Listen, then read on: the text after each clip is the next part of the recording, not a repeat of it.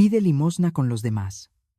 Esas 5 palabras salieron de la boca de Nubia, mi nuera, con la misma facilidad con la que se escupe una semilla amarga. No hubo titubeos en su voz, ni un temblor de duda, solo un desprecio helado que cortó el aire frío de febrero como una navaja recién afilada. El sonido de la puerta de la camioneta, cerrándose de golpe, ese boom por seco y metálico, resonó en mis oídos más fuerte que las campanas de la iglesia que tenía a mis espaldas.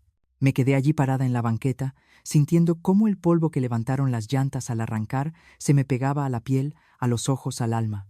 Mi hijo Fabián, el niño que yo había parido entre gritos y sangre, hacía exactamente 68 años. Ni siquiera volteó a verme.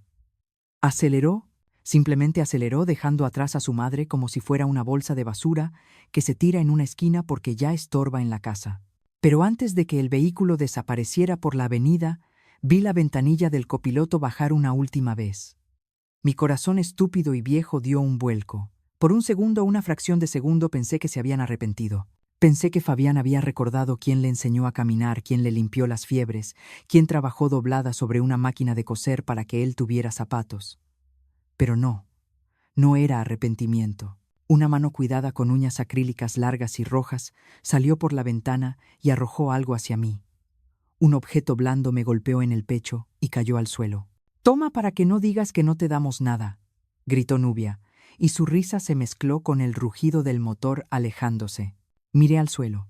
Era una bolsa de plástico transparente, de esas que usamos para la basura del baño.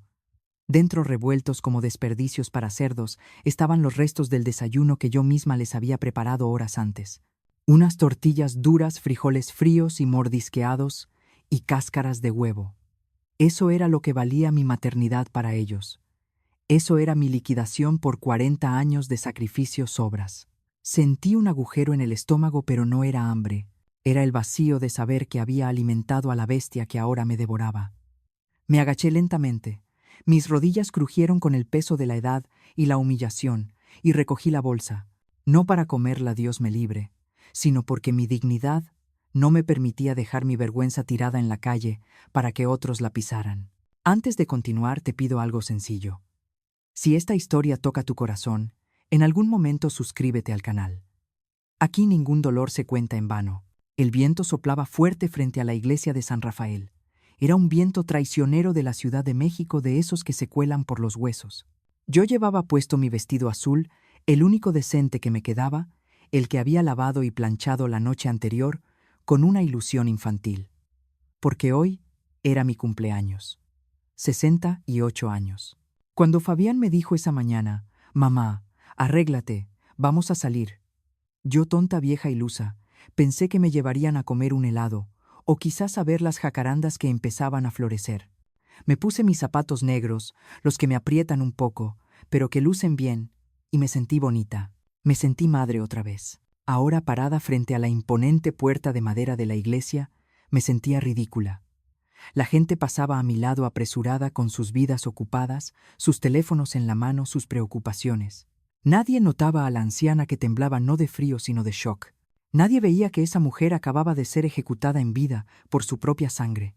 Miré mis manos. Estaban vacías, no tenía llaves, no tenía dinero, no tenía teléfono. Se habían asegurado de eso. «Déjalo en la mesa, mamá, no lo vas a necesitar», me había dicho Fabián antes de salir. Y yo obedecí, siempre obedecí, porque una madre se acostumbra a obedecer a sus hijos cuando envejece, pensando que esa sumisión es una forma de amor, sin darse cuenta de que a veces es solo la llave de su propia celda. «Muévete, señora, estorbas el paso».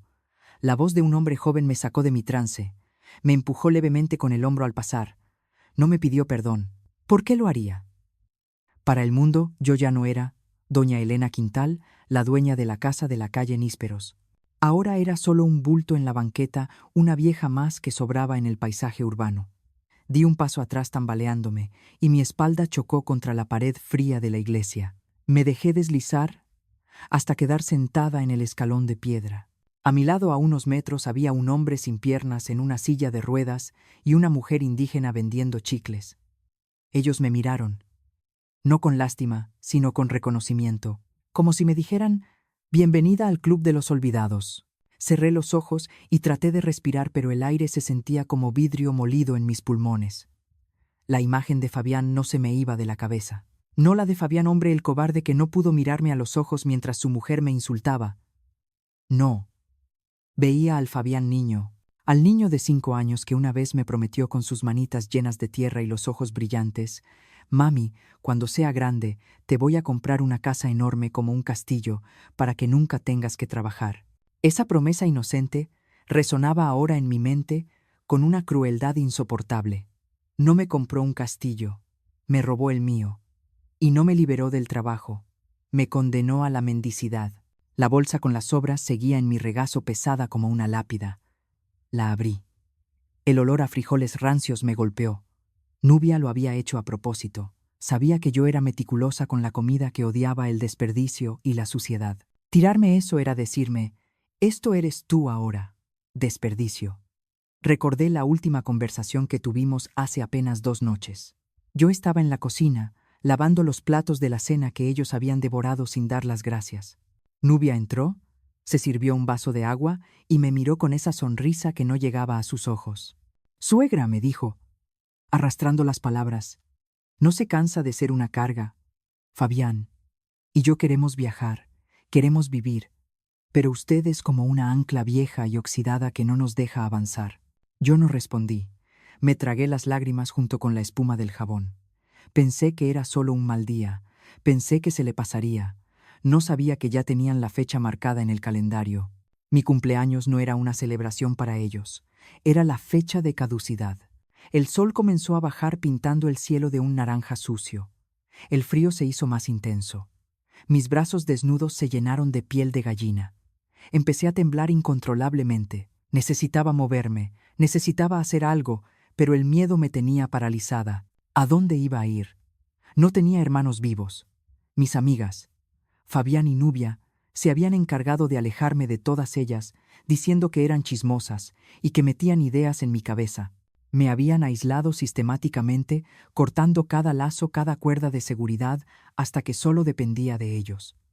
Y ahora que cortaban la última cuerda, yo caía al vacío sin red. «Señora, tiene hambre». Una voz ronca me habló. Abrí los ojos. Era el hombre de la silla de ruedas. Me extendía la mitad de una torta envuelta en una servilleta grasienta. Sus manos estaban sucias, sus uñas negras, pero sus ojos tenían una luz que no había visto en los ojos de mi hijo en años. «Humanidad», Tome insistió. «Se ve que no está acostumbrada a esto. El primer día es el peor. Uno piensa que se va a morir de vergüenza, pero el hambre mata la vergüenza rápido». Miré la torta. Luego miré la bolsa de plástico en mi regazo con las sobras de mi propia cocina. La ironía era tan grande que quise reír, pero lo que salió de mi garganta fue un sollozo seco, doloroso, que me rasgó el pecho. Negué con la cabeza. «No tengo hambre», mentí. Tengo frío». El hombre asintió comprendiendo. Se quitó una bufanda raída que llevaba puesta y me la ofreció. «Póngasela. La noche aquí no perdona». Acepté la bufanda. Olía a calle, a humo y a sudor antiguo, pero estaba caliente. Me la enrollé al cuello y sentí por primera vez en horas 1 gramo de calor. No venía de la lana, venía del gesto. Un desconocido en la calle me estaba dando lo que mi propio hijo me había negado: abrigo. ¿Cómo era posible que la sangre se volviera agua tan rápido? ¿Cómo era posible que el vientre que da vida termine siendo la tumba de la esperanza de una madre? La noche cayó por completo sobre la Ciudad de México. Las luces de los faroles se encendieron proyectando sombras largas y fantasmales sobre la fachada de la iglesia. Las puertas de madera se cerraron. Dios también se había ido a dormir, o tal vez se había encerrado por miedo a ver lo que sus hijos se hacían unos a otros. Me abracé las rodillas. El ruido de la ciudad se transformó en un zumbido amenazante. Autos, sirenas lejanas, gritos de borrachos. Todo me parecía hostil. De repente una idea cruzó mi mente, clara y terrible. Podría caminar. Caminar hasta que mis pies sangraran, caminar hasta llegar a la autopista y simplemente dejarme ir. ¿Qué sentido tenía luchar? Tenía 68 años. No tenía casa, no tenía familia. Era un estorbo, una ancla oxidada. Tal vez Nubia tenía razón. Tal vez lo mejor para todos era que yo dejara de existir. Me levanté tambaleándome. Mis piernas estaban entumecidas. Di un paso hacia la calle, hacia la oscuridad, hacia la nada. Pero entonces mi mano rozó el bolsillo de mi vestido. Sentí algo duro y pequeño. Mis dedos se cerraron instintivamente alrededor del objeto. Lo saqué. A la luz amarillenta del farol vi lo que era. Un rosario. No cualquier rosario. Era el rosario de cuentas de madera negra que había pertenecido a Roberto, mi esposo. Lo llevaba conmigo siempre por costumbre, por superstición, por amor. Apreté la madera vieja.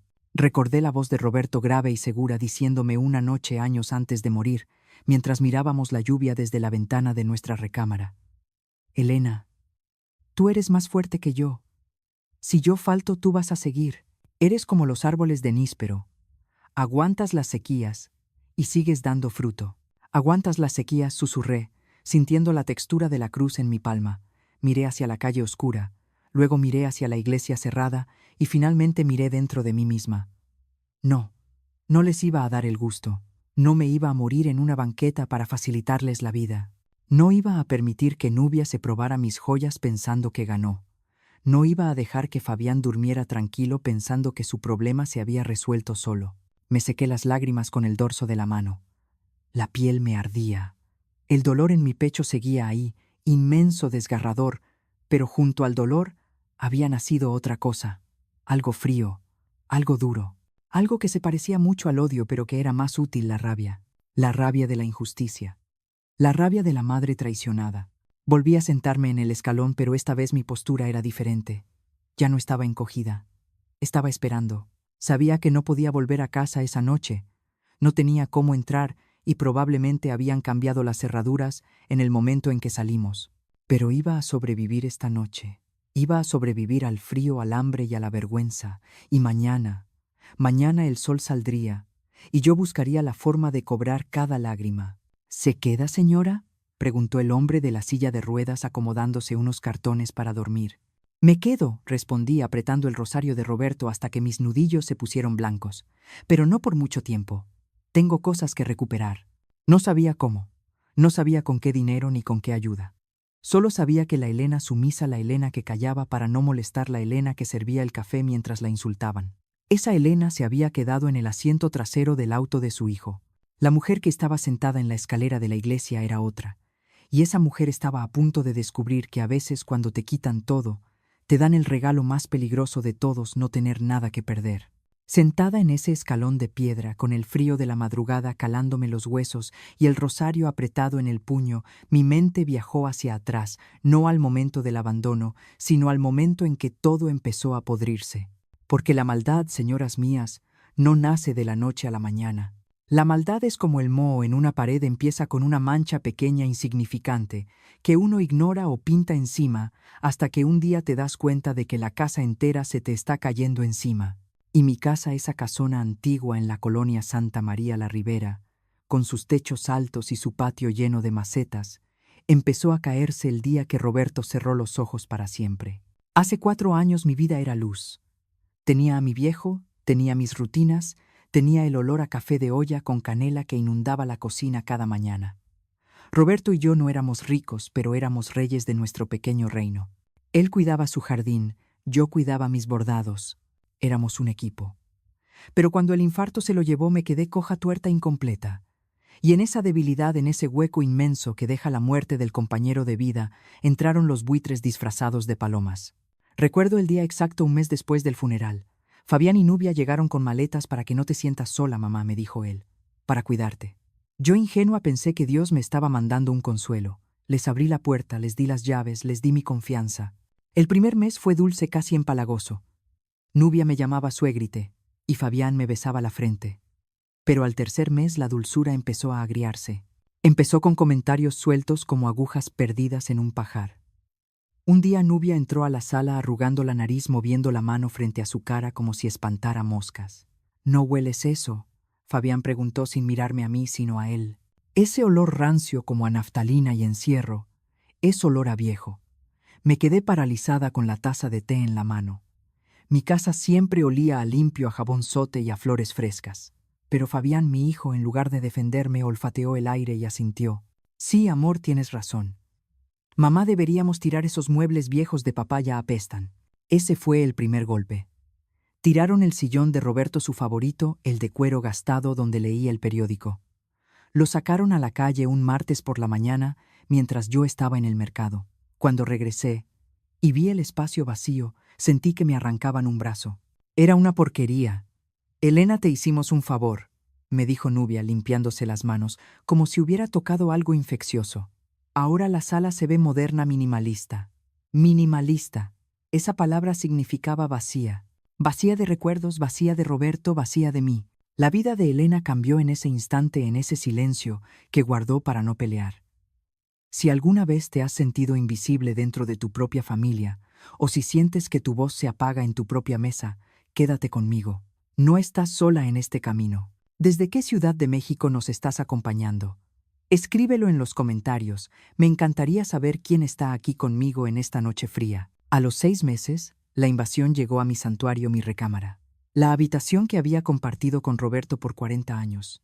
Era grande, luminosa, con un balcón que daba a la calle. Una tarde, Fabián entró mientras yo doblaba ropa. Se sentó en la orilla de la cama, esa cama matrimonial que ahora me quedaba grande, y me miró con una falsa preocupación que me revolvió el estómago. Mamá, Nubia y yo hemos estado pensando, esta habitación es demasiado para ti sola. Te pierdes aquí. Además, las escaleras son peligrosas para tus rodillas. No me dolían las rodillas. Subía y bajaba como una cabra. Pero él continuó implacable. Hemos arreglado el cuarto de atrás, el que está junto al patio de servicio. Es más acogedor, más calientito, y está en la planta baja. Es por tu seguridad. El cuarto de atrás era una bodega, un cubo sin ventanas donde guardábamos las decoraciones de Navidad y las herramientas oxidadas. Pero hijo, balbuceé sintiendo que las lágrimas me quemaban. Aquí está el olor de tu padre. Aquí están mis cosas. Fabián suspiró ese suspiro de impaciencia que los hijos dedican a los padres cuando se vuelven un estorbo. Mamá, no seas egoísta. Nubia y yo necesitamos espacio. Somos una pareja joven. Tú ya viviste tu vida. Egoísta. Yo que me había quitado el pan de la boca para dárselo a él. Esa misma noche movieron mis cosas. No me preguntaron qué quería llevar. Nubia metió mi ropa en bolsas negras de basura y las arrastró por el pasillo. Me instalaron en el cuarto de servicio, un lugar húmedo frío, donde el ruido de la lavadora retumbaba en las paredes. Mi cama matrimonial fue sustituida por un catre individual que rechinaba. Esa primera noche en mi nuevo cuarto, escuché a través del techo las risas de Nubia y Fabián en mi antigua recámara. Se reían. Celebraban la conquista. Y yo abajo me sentí como una rata acorralada en su propia madriguera. Pero lo peor no fue perder el cuarto. Lo peor fue perder mi lugar en la mesa. Poco a poco me convertí en la sirvienta no remunerada de la casa. Suegra, ¿podrías plancharle las camisas a Fabián? A mí se me queman, decía Nubia con esa voz chillona y fingida. Mamá, hazte unos chilaquiles que a ti te quedan mejor, decía Fabián. Y yo lo hacía. Lo hacía porque quería ser útil, porque quería que me quisieran, porque tenía miedo de que si no lo hacía, me dejarían de hablar. Me convertí en una sombra que cocinaba, lavaba y limpiaba, pero que no tenía voz ni voto. El punto de quiebre, la humillación que me marcó a fuego, ocurrió hace apenas 3 meses, en noviembre. Nubia organizó una cena para sus amigas, esas mujeres estiradas que hablan con la papa en la boca y que nunca han trabajado un día en su vida. Yo pasé 2 días cocinando, hice mole, poblano, desde cero molí las especias, desmenucé el pollo, preparé el arroz rojo perfecto. La casa olía a gloria, gracias a mis manos. Cuando llegaron las invitadas, me quité el delantal, me alisé el cabello y me dirigí al comedor pensando ingenuamente que me sentaría con ellas. Nubia me interceptó en el pasillo. Llevaba un vestido rojo ajustado y una copa de vino en la mano. Me puso una mano en el pecho, deteniéndome en seco. Su toque era frío como el de un cadáver. «¿Elena? ¿A dónde vas?», me preguntó bajando la voz, para que sus amigas no oyeran, pero con un tono cortante como vidrio. «A cenar», respondí confundida. Hice el mole. Ella soltó una risita seca burlona. «Ay, no, suegra. Mira, no te ofendas, pero mis amigas son de otro ambiente. No quiero que te sientas incómoda con nuestras pláticas. Además, me barrió con la mirada de arriba a abajo, deteniéndose en mis zapatos ortopédicos y mi vestido de algodón. «No estás vestida para la ocasión. Desentonas. Mejor quédate en la cocina, ¿sí? Ahí te serví un plato». Miré hacia la sala. Fabián estaba allí sirviendo tragos, riendo con las invitadas. Él vio la escena. Vio a su mujer deteniéndome, vio mi cara de desconcierto y dolor. ¿Y qué hizo mi hijo? Vino a defenderme, le dijo a su esposa. Esa es mi madre, y se sienta en la cabecera. No, se dio la vuelta. Se sirvió otro trago y fingió que no existía. Me dio la espalda. Esa espalda ancha que yo había lavado en la tina cuando era un bebé, ahora era un muro de indiferencia impenetrable. Me retiré a la cocina. Me senté en un banco de madera frente a un plato de mole que se enfriaba escuchando las risas y los brindis desde el comedor. Ellas comían. Mi comida disfrutaban de mi sazón, pero yo no era digna de respirar su mismo aire. Me sentí como un perro al que le tiran las sobras en el patio. Lloré en silencio para no molestarlos, para no arruinar la velada. Me comí mi orgullo con cada bocado de arroz frío, y mientras masticaba algo dentro de mí, empezó a endurecerse. Una costra de resentimiento empezó a cubrir mi corazón blando de madre. Esa noche, cuando las invitadas se fueron, escuché a Nubia decirle a Fabián: «Tu madre es un problema, amor. Ya está muy vieja, muy lenta. La casa huele a ella. Necesitamos privacidad. Necesitamos deshacernos de ese peso muerto». Y Fabián, mi sangre, mi vida, respondió con una frase que me persiguió hasta el día de hoy. «Ya sé, gorda. Ya sé. Estoy viendo cómo le hacemos. Ten paciencia. No falta mucho. No falta mucho». Esa frase resonó en mi cabeza mientras estaba sentada en la escalera de la iglesia. No se referían a que yo me iba a morir pronto de causas naturales. Se referían a que ellos iban a acelerar el proceso. Me habían quitado mi cuarto, mi dignidad, mi lugar en la mesa. Ahora me habían quitado mi techo. Me habían borrado. Para ellos, Elena Quintal ya no era una persona. Era un obstáculo administrativo que había que archivar. El frío de la noche me mordía los pies a través de los zapatos, pero el recuerdo de esa traición me quemaba más. Miré al cielo negro sobre la Ciudad de México, sin estrellas, sucio de smog y luces artificiales. Pensé en Roberto. «Prométeme que nunca dejarás que nadie te quite lo que es tuyo», me había dicho. Le había fallado. Le había entregado las llaves del reino a los bárbaros. Pero mientras apretaba los dientes para que no me castañaran, una chispa de furia se encendió en mi estómago vacío. No. Todavía no estaba muerta. Todavía respiraba. Y mientras hubiera aire en mis pulmones, había guerra.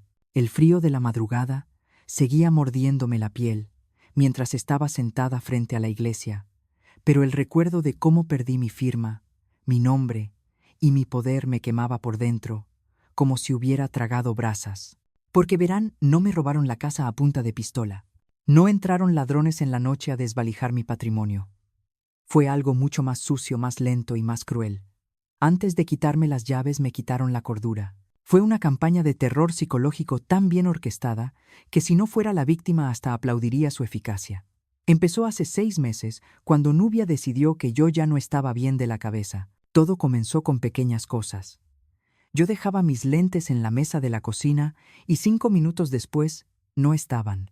Los buscaba desesperada, revolviendo cajones, mirando debajo de los cojines, sintiendo esa angustia sudorosa de quien empieza a dudar de su propia mente. Y entonces aparecía Nubia con esa sonrisa de suficiencia que me helaba la sangre sacando los lentes del congelador o del cesto de la ropa sucia. «Ay, suegra, otra vez», decía con un tono de lástima fingida que resonaba por toda la casa. «¿No será que ya le está patinando el coco?». Mi abuela empezó así antes de olvidar hasta cómo se llamaba. Yo me quedaba callada temblando pensando que quizás tenía razón, que la vejez me estaba comiendo el cerebro sin saber que era ella quien movía las cosas cuando yo no veía, como un duende maligno jugando con mi salud mental. Fabián, mi hijo, se sumó al juego. Dejó de consultarme cosas y luego me reclamaba por no haberlas hecho. «Mamá, te dije ayer que venía el plomero. ¿Por qué no le abriste?», me gritaba al llegar del trabajo, con la cara roja de una ira que parecía real. «Pero hijo, no me dijiste nada», respondía yo con la voz hecha un hilo. «Claro que te dije, mamá. Te lo dije en la cena. Dios mío, estás peor de lo que pensaba. Ya no se puede confiar en ti para nada». Y así día tras día, golpe a golpe, fueron demoliendo mi confianza. Me hicieron sentir pequeña, inútil, una anciana senil que no merecía ni el aire que respiraba. Me convencieron de que yo era el problema, de que mi mente era un queso gruyere lleno de agujeros, y que ellos eran los santos que cargaban con la cruz de cuidarme. Pero la estocada final, la trampa maestra, llegó una tarde de tormenta hace 2 meses. Fabián llegó a casa temprano, cosa rara. No traía su habitual arrogancia ni esa indiferencia que me dolía tanto. Traía la cara descompuesta, los ojos rojos y las manos temblorosas. Se tiró en el sofá, se cubrió la cara con las manos y empezó a sollozar como un niño perdido. Mi corazón de madre, ese músculo traicionero que nunca aprende, se encogió. Olvidé los desprecios, olvidé los gritos, olvidé las dudas. Corrí hacia él. «¿Qué pasa, mijo? ¿Qué tienes?», le pregunté acariciándole el pelo como cuando tenía 5 años. Él levantó la cara empapada en lágrimas y me soltó la mentira más grande de su vida. «Mamá, me van a matar. Debo dinero, mucho dinero». Me contó una historia terrorífica sobre un negocio fallido, sobre prestamistas peligrosos que lo tenían amenazado, sobre gente que no perdona. «Si no les demuestro que tengo solvencia, que tengo propiedades a mi nombre para garantizar el pago, me van a quebrar las piernas, mamá». O peor. Nubia estaba parada en el marco de la puerta llorando en silencio, una actuación digna de un premio Oscar. «Por favor, Elena, ayúdenos», gimoteó. «No deje que maten a su hijo». El miedo me paralizó. No pensé en lógica, no pensé en abogados, solo pensé en mi hijo sangrando en una zanja. «¿Qué necesitas?», le pregunté, dispuesta a darme un balazo si eso lo salvaba. Fabián sacó una carpeta de su maletín. Sus manos temblaban, pero ahora sé que no era de miedo, sino de anticipación. «Necesito que firmes esto, mamá. Es un poder notarial, solo para que yo pueda poner la casa como aval temporalmente. No la vamos a vender, te lo juro por la memoria de mi papá. Solo es para mostrarles los papeles y que me den una prórroga. En cuanto pague, rompemos el poder». Miré los papeles. Eran densos, llenos de términos legales que se me escapaban. Poder amplio, dominio, administración sin limitación alguna.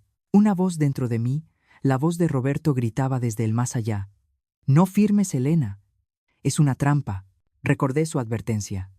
«Nunca dejes que nadie te quite lo que es tuyo». Pero entonces Fabián se arrodilló. Se arrodilló en el suelo de mi sala, abrazó mis piernas y me miró con esos ojos oscuros que eran idénticos a los míos. «Mamá, sálvame. Eres lo único que tengo. Si no firmas, soy hombre muerto». ¿Qué hace una madre cuando su hijo le dice que va a morir? ¿Qué hace una madre cuando ve el terror en los ojos de su cría? Se arranca el corazón y lo pone en la mesa. Agarré la pluma. Mi mano pesaba 1 tonelada.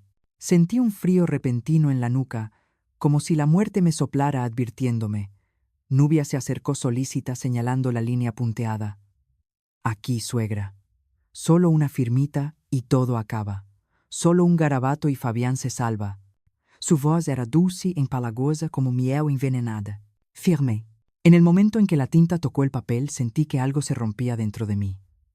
No fue un sonido físico, fue un crujido del alma. Fabián arrebató la carpeta con una rapidez que me asustó. Se levantó del suelo, se secó las lágrimas mágicamente y su postura cambió. Ya no era el niño asustado, era el dueño. Nubia sonrió y en esa sonrisa vi los colmillos del lobo. «Gracias, mamá», dijo él, pero su tono ya no era de súplica, era de trámite cerrado. «Voy a arreglar esto». Se encerraron en su cuarto. No hubo un te quiero, no hubo un abrazo de alivio. Solo el sonido de la puerta cerrándose y el por clic por del seguro. Me quedé sola en la sala con la mano entumecida, sintiendo que acababa de vender mi alma al diablo y que el diablo tenía la cara de mi hijo. Esa noche no pude dormir. La duda me comía viva. ¿Y si era verdad? ¿Y si lo había salvado? Quería creerlo. Necesitaba creerlo. Pero la realidad me golpeó en la cara 2 semanas después de la forma más brutal posible. Estaba en el pasillo a punto de entrar a la cocina cuando escuché la voz de Nubia. Estaba hablando por teléfono, riéndose. No la risa nerviosa de alguien que tiene deudas de muerte, sino la risa carcajeada de quien acaba de ganar la lotería. Me detuve en seco. Me pegué a la pared conteniendo la respiración. «Sí, mamá, ya quedó», decía, y su voz destilaba veneno puro. La vieja cayó redondita. Se tragó el cuento de los prestamistas con todo y anzuelo. Fabián es un actorazo, debiste verlo llorando en el piso. Sentí que el suelo se abría bajo mis pies. Me tuve que tapar la boca con ambas manos para no gritar, para no vomitar ahí mismo. «Ya tenemos el poder amplio», continuó Nubia, ignorando que su víctima estaba a 2 metros escuchando su propia sentencia. «La casa ya es prácticamente nuestra. El notario ya está haciendo el traspaso. En cuanto esté a nombre de Fabián, la vendemos. Ya hay un comprador interesado, una constructora que quiere el terreno para hacer departamentos. Nos van a dar 1 millonada». Hubo una pausa. Seguramente su madre le preguntó algo al otro lado de la línea. Nubia soltó un resoplido de desdén. Elena, ay mamá, no te preocupes por ella. Ya le tengo el lugar perfecto. Hay un asilo del Estado en las afueras de esos donde amontonan a los viejos olvidados. Es barato y queda lejos. Ahí la vamos a refundir. Total, ya está medio loca, ¿no? Nadie nos va a cuestionar. Le decimos a la gente que se puso agresiva y que necesita cuidados especiales. Me deslicé por la pared hasta el suelo. Las lágrimas me corrían por la cara sin sonido. No era demencia, no eran los lentes perdidos, no eran deudas, era codicia, pura, dura y asquerosa codicia. Mi hijo y su mujer habían montado una obra de teatro macabra para robarme el techo que mi esposo construyó con sus manos. Me habían declarado loca para invalidarme, y ahora planeaban encerrarme en un moridero para disfrutar de mi dinero. Me levanté como pude con las piernas de gelatina. Quise entrar y matarla. Quise agarrar el cuchillo de la cocina y borrarle esa sonrisa de la cara. Pero entonces escuché los pasos de Fabián entrando a la casa. Escuché cómo Nubia le decía: «Amor, tu mamá ya no tarda en darse cuenta, hay que acelerar lo del asilo». Y escuché a mi hijo, mi sangre, responder: «Sí, ya sé, para su cumpleaños. Ese día le damos la sorpresa. Le decimos que vamos a pasear y la dejamos allá. Así nos evitamos el drama de la despedida». Ahí supe que estaba sola, completamente sola contra dos monstruos. Si los confrontaba me encerrarían antes. Si gritaba dirían que estaba teniendo una crisis psicótica. Tenía que callar. Tenía que tragarme mi propia bilis y fingir que seguía siendo la vieja tonta que ellos creían que era. Pero mientras regresaba a mi cuarto de servicio, arrastrando los pies, juré por la memoria de Roberto que no me iban a ganar tan fácil. Me habían quitado la firma. Me habían quitado la casa, pero no me habían quitado la vida. Y mientras hubiera vida había venganza. Pide limosna con los demás, me había dicho Nubia hoy. Lo que ella no sabía, lo que ninguno de los dos sabía, es que la limosna que yo iba a pedir no era dinero. Iba a pedir justicia. Y la justicia divina tarda, pero cuando llega cobra con intereses. Apreté el rosario en mi mano hasta hacerme daño.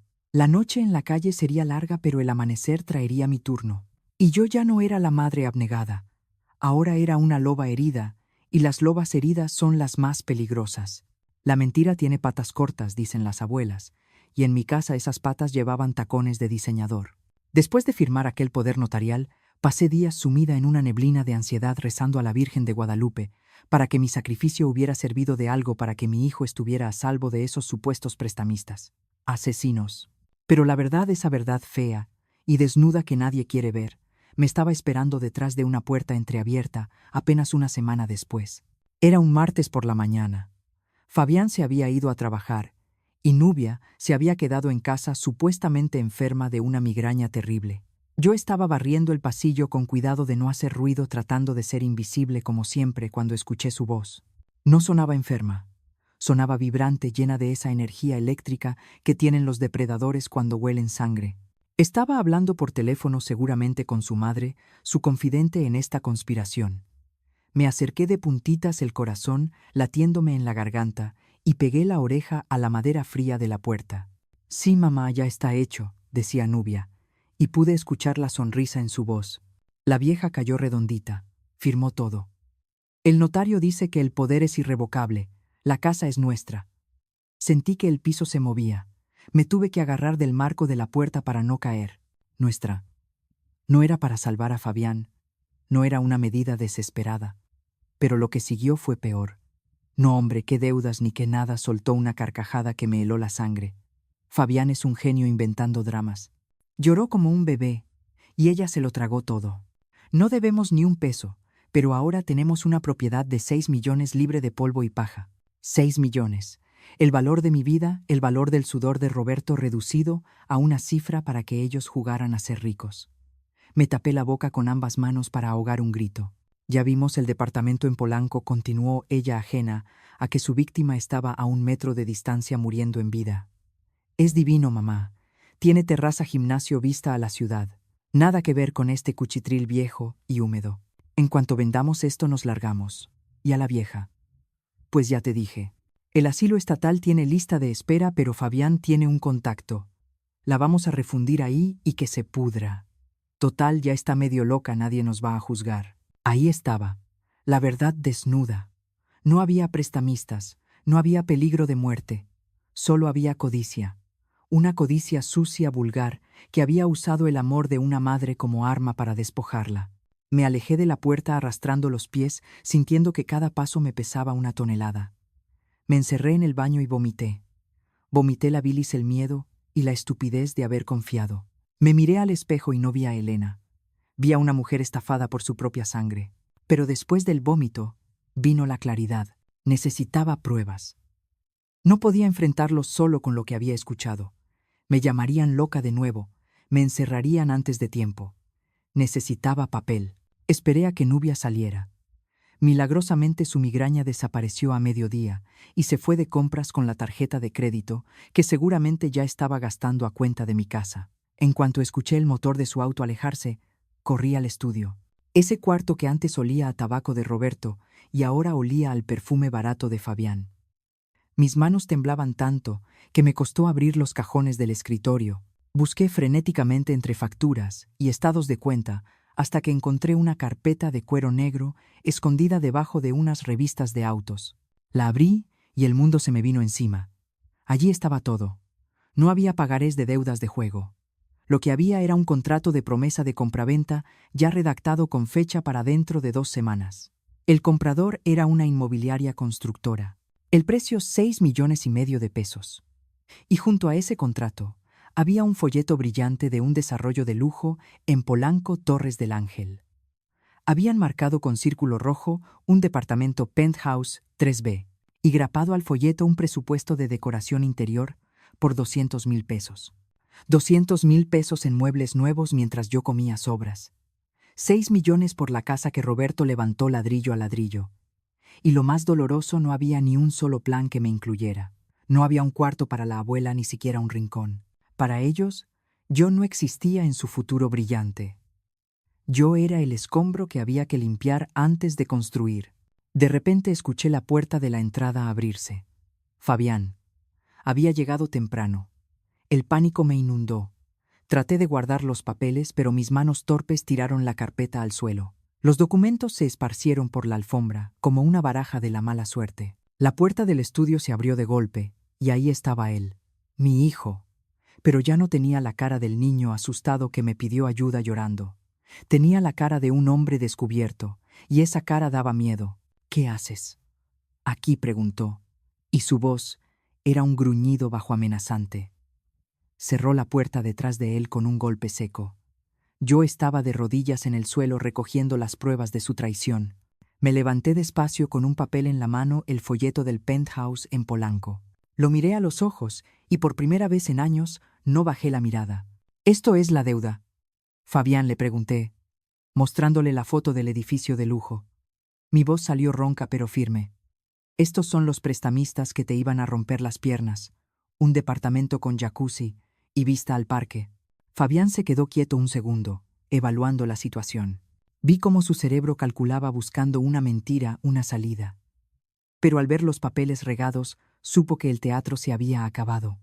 Su expresión cambió. La máscara de hijo bueno se cayó y dejó ver al monstruo que había alimentado. Se rió. Una risa corta, seca, sin alegría. «Pues sí, mamá. Esa es la deuda. Me debo a mí mismo una vida mejor. Una vida lejos de este barrio de Cuarta, lejos de esta casa vieja que se cae a pedazos y lejos de ti». El dolor fue físico, como un golpe en el pecho. «Lejos de mí, Fabián, te di todo. Te di mi vida. Me diste miseria», gritó él de repente con la cara roja, las venas del cuello saltadas. «Siempre viviendo al día, siempre contando centavos. Yo merezco más. Nubia merece más. Y tú ya viviste. ¿Para qué quieres esta casa? Para morirte sola en ella. Ya firmaste, mamá. Ya no es tuya, es mía. Y la voy a vender para tener la vida que papá nunca fue capaz de darme porque era un mediocre igual que tú». Le di una cachetada. Fue un movimiento instintivo rápido. Mi mano impactó su mejilla con toda la fuerza de mi decepción. El sonido fue fuerte, seco. Fabián se llevó la mano a la cara sorprendido. Me miró con unos ojos llenos de odio puro, un odio negro y profundo, que me hizo retroceder hasta chocar con el escritorio. «Me pegaste», susurró, y su voz era más aterradora que sus gritos. Se acercó a mí invadiendo mi espacio, acorralándome. Mira, vieja estúpida, agradece que te conseguí un asilo. Podría dejarte en la calle hoy mismo. Ya tienes el poder firmado. Legalmente no eres nadie. Eres un cero a la izquierda. Un mueble viejo que ya no cabe en la decoración. Soy tu madre, sollocé, sintiendo que me rompía en 1000 pedazos. Te limpié la cola, te enseñé a rezar, y yo te voy a enseñar a desaparecer, siseó él en mi cara, escupiéndome con cada palabra. La venta se cierra en 2 semanas, para tu cumpleaños. Ese va a ser tu regalo, la libertad de no estorbarnos más. Y si intentas hacer algo, si intentas anular el poder o hablar con alguien, te juro que te declaro interdicta.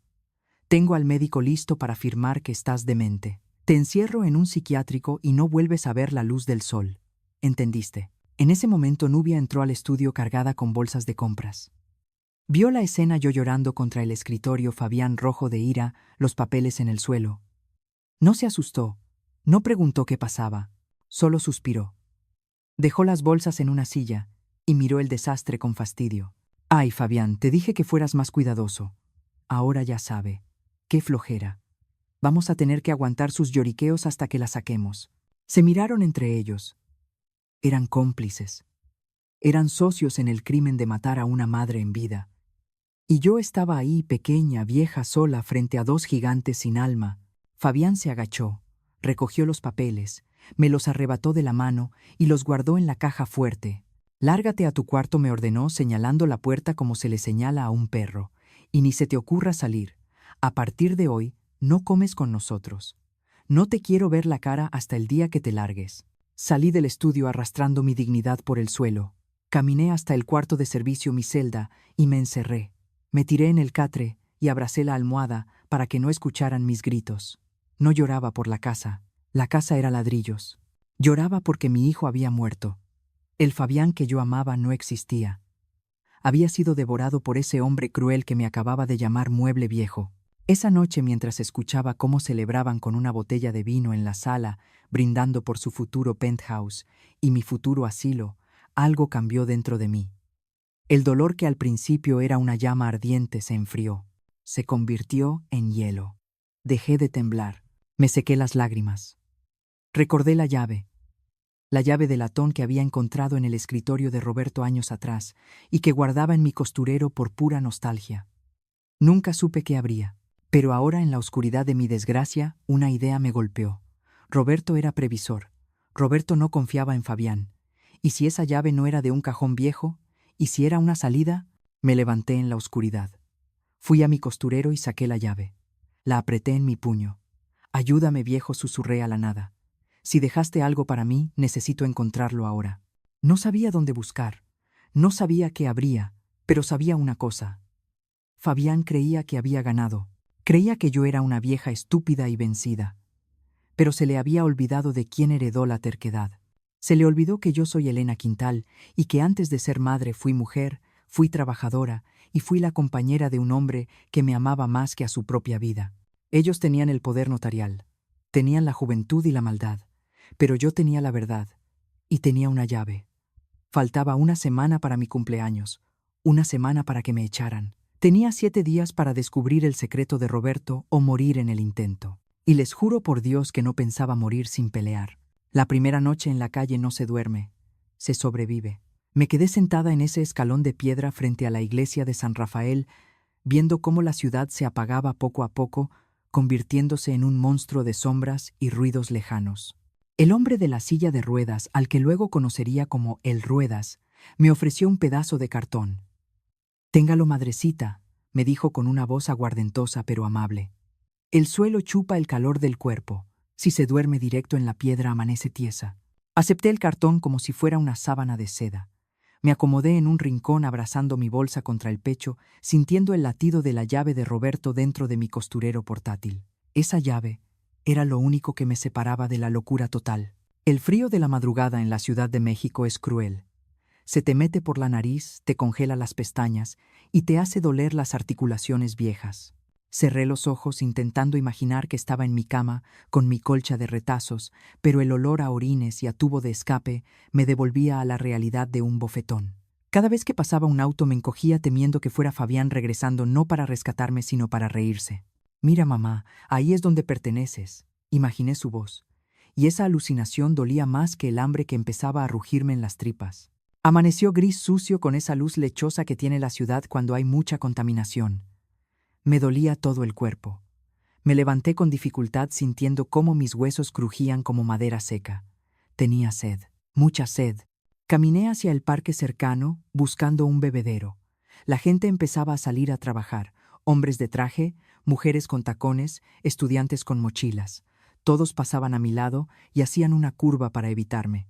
Yo, Elena Quintal, que siempre fui pulcra, que siempre olía a jabón de lavanda, ahora era un obstáculo que había que esquivar. Me vi reflejada en el vidrio de un edificio, el cabello revuelto, el vestido arrugado, la cara manchada de hollín. No me reconocí. Era un espectro. El hambre, señoras, es una bestia que no entiende de dignidad. A mediodía el dolor en el estómago era tan fuerte que me doblaba. Pasé frente a una panadería, el olor a bolillo caliente me mareó. Me quedé parada frente a la vitrina mirando el pan como si fuera oro. La dependienta, una muchacha joven con cara de pocos amigos, salió con una escoba. «Ándele, señora, circulé», me dijo barriendo mis pies. «Espanta a la clientela». Quise decirle. Yo compraba aquí. Yo traía a mi hijo a comprar conchas los domingos. Pero las palabras se me atoraron en la garganta. No tenía voz. La pobreza te quita la voz antes de quitarte la vida. Caminé sin rumbo hasta llegar a un mercado sobre ruedas. Había puestos de frutas y verduras. Vi una manzana rodar y caer al suelo cerca de una alcantarilla. Estaba golpeada, un poco mayugada, pero era comida. Mi mano se movió sola. La recogí. Iba a limpiarla con mi vestido cuando sentí una mirada sobre mí. Alcé la vista. Era doña Carmen, mi vecina de toda la vida, la que vivía a 3 casas de la mía. La misma con la que compartía recetas y chismes. Me miraba con los ojos desorbitados, la boca abierta, en una O perfecta de horror. Elena susurró soltando su bolsa del mandado. «Dios santo, ¿qué haces aquí? ¿Qué te pasó?» El instinto fue más fuerte que la razón. La vergüenza me quemó la cara más caliente que el sol de mediodía. No podía dejar que me viera así. No podía soportar su lástima, sus preguntas, el tener que explicar que mi propio hijo me había desechado. Me di la vuelta y corrí. Corrí con mis piernas viejas y cansadas, tropezando, jadeando, aferrando la manzana sucia contra mi pecho, como si fuera un tesoro robado. Escuché que me gritaba: «Elena, espera», pero no me detuve hasta que me perdí en un laberinto de callejones, lejos de cualquier rostro conocido. Me escondí detrás de unos contenedores de basura, llorando de pura humillación, comiéndome la manzana a mordidas rápidas y desesperadas, mezclando el sabor dulce de la fruta con el sabor salado de mis lágrimas. Si alguna vez has sentido que tocas fondo, que la vida te golpea tan fuerte que te olvidas de quién eres, deja tu abrazo virtual para Elena en los comentarios. Dime de dónde eres. Tu mensaje puede ser el consuelo que alguien necesita hoy para no rendirse. Esa noche llovió. Una lluvia torrencial que convirtió las calles en ríos de agua negra. Busqué refugio bajo el puente de una avenida. Había más gente ahí. Bultos humanos envueltos en periódicos y cobijas raídas. Me hice un hueco entre la basura. El olor era insoportable, podredumbre, humedad, desesperanza. Empecé a escarbar entre los desechos buscando algo seco para taparme cuando mis dedos tocaron algo familiar. Cuero, viejo. Saqué el objeto. Era un zapato. Un zapato de hombre desgastado en la suela con los cordones rotos. El corazón se me paró. Lo acerqué a la luz de una farola lejana. Tenía una marca en el talón, un rasguño profundo que yo conocía de memoria. Eran los zapatos de Roberto, los que usaba para trabajar en el jardín, los que yo había limpiado y boleado 1000 veces. Nubia los había tirado, seguramente en una de sus limpiezas para sacar la basura vieja. Ver esos zapatos ahí, entre cáscaras de plátano y latas oxidadas, me dolió más que si me hubieran golpeado. Era la prueba final de que para ellos mi esposo, mi vida, mi historia no valían nada. Abracé el zapato contra mi pecho manchando mi vestido de lodo y aullé. Aullé de dolor, un sonido gutural que asustó a los perros callejeros. «Roberto». Gemí meciéndome hacia adelante y hacia atrás. «¿Por qué me dejaste? ¿Por qué me dejaste con estos monstruos?» La fiebre llegó esa misma madrugada. Empecé a temblar sin control. Mis dientes castañeaban tanto que me mordí la lengua. Sentía que me quemaba por dentro mientras tiritaba de frío por fuera. La realidad empezó a deformarse. Las luces de los autos se convirtieron en ojos de demonios. El ruido de la lluvia era la risa de Nubia burlándose de mí. Vieja inútil, vieja loca, escuchaba en el viento. Me acurruqué en posición fetal segura de que esa era mi última noche. Pensé, ya está, ganaron. Me voy a morir aquí, anónima, sucia, olvidada. Mañana me echarán al camión de la basura y Fabián será libre. Y entonces en medio del delirio lo vi. No sé si fue un sueño, una alucinación o un milagro, pero vi a Roberto. Estaba parado frente a mí bajo la lluvia, pero no se mojaba. Llevaba su camisa de domingo, la blanca impecable. Me miraba con esa ternura infinita que siempre tuvo, pero también con una firmeza que me sacudió. No me tuvo lástima. Levántate, Elena, me dijo. Su voz sonaba clara, potente, silenciando el ruido de la tormenta. No puedo, viejo, lloré en mi sueño. Estoy cansada. Me quitaron todo. No te quitaron todo, respondió él, señalando mi mano, la mano que aún apretaba la llave del latón. Te dejé la salida. Pero tienes que levantarte para abrir la puerta. Si te mueres aquí, ellos ganan. Y yo no trabajé 40 años para que mi viuda muera en la basura. Levántate, carajo. El grito de Roberto en mi mente fue como una descarga eléctrica.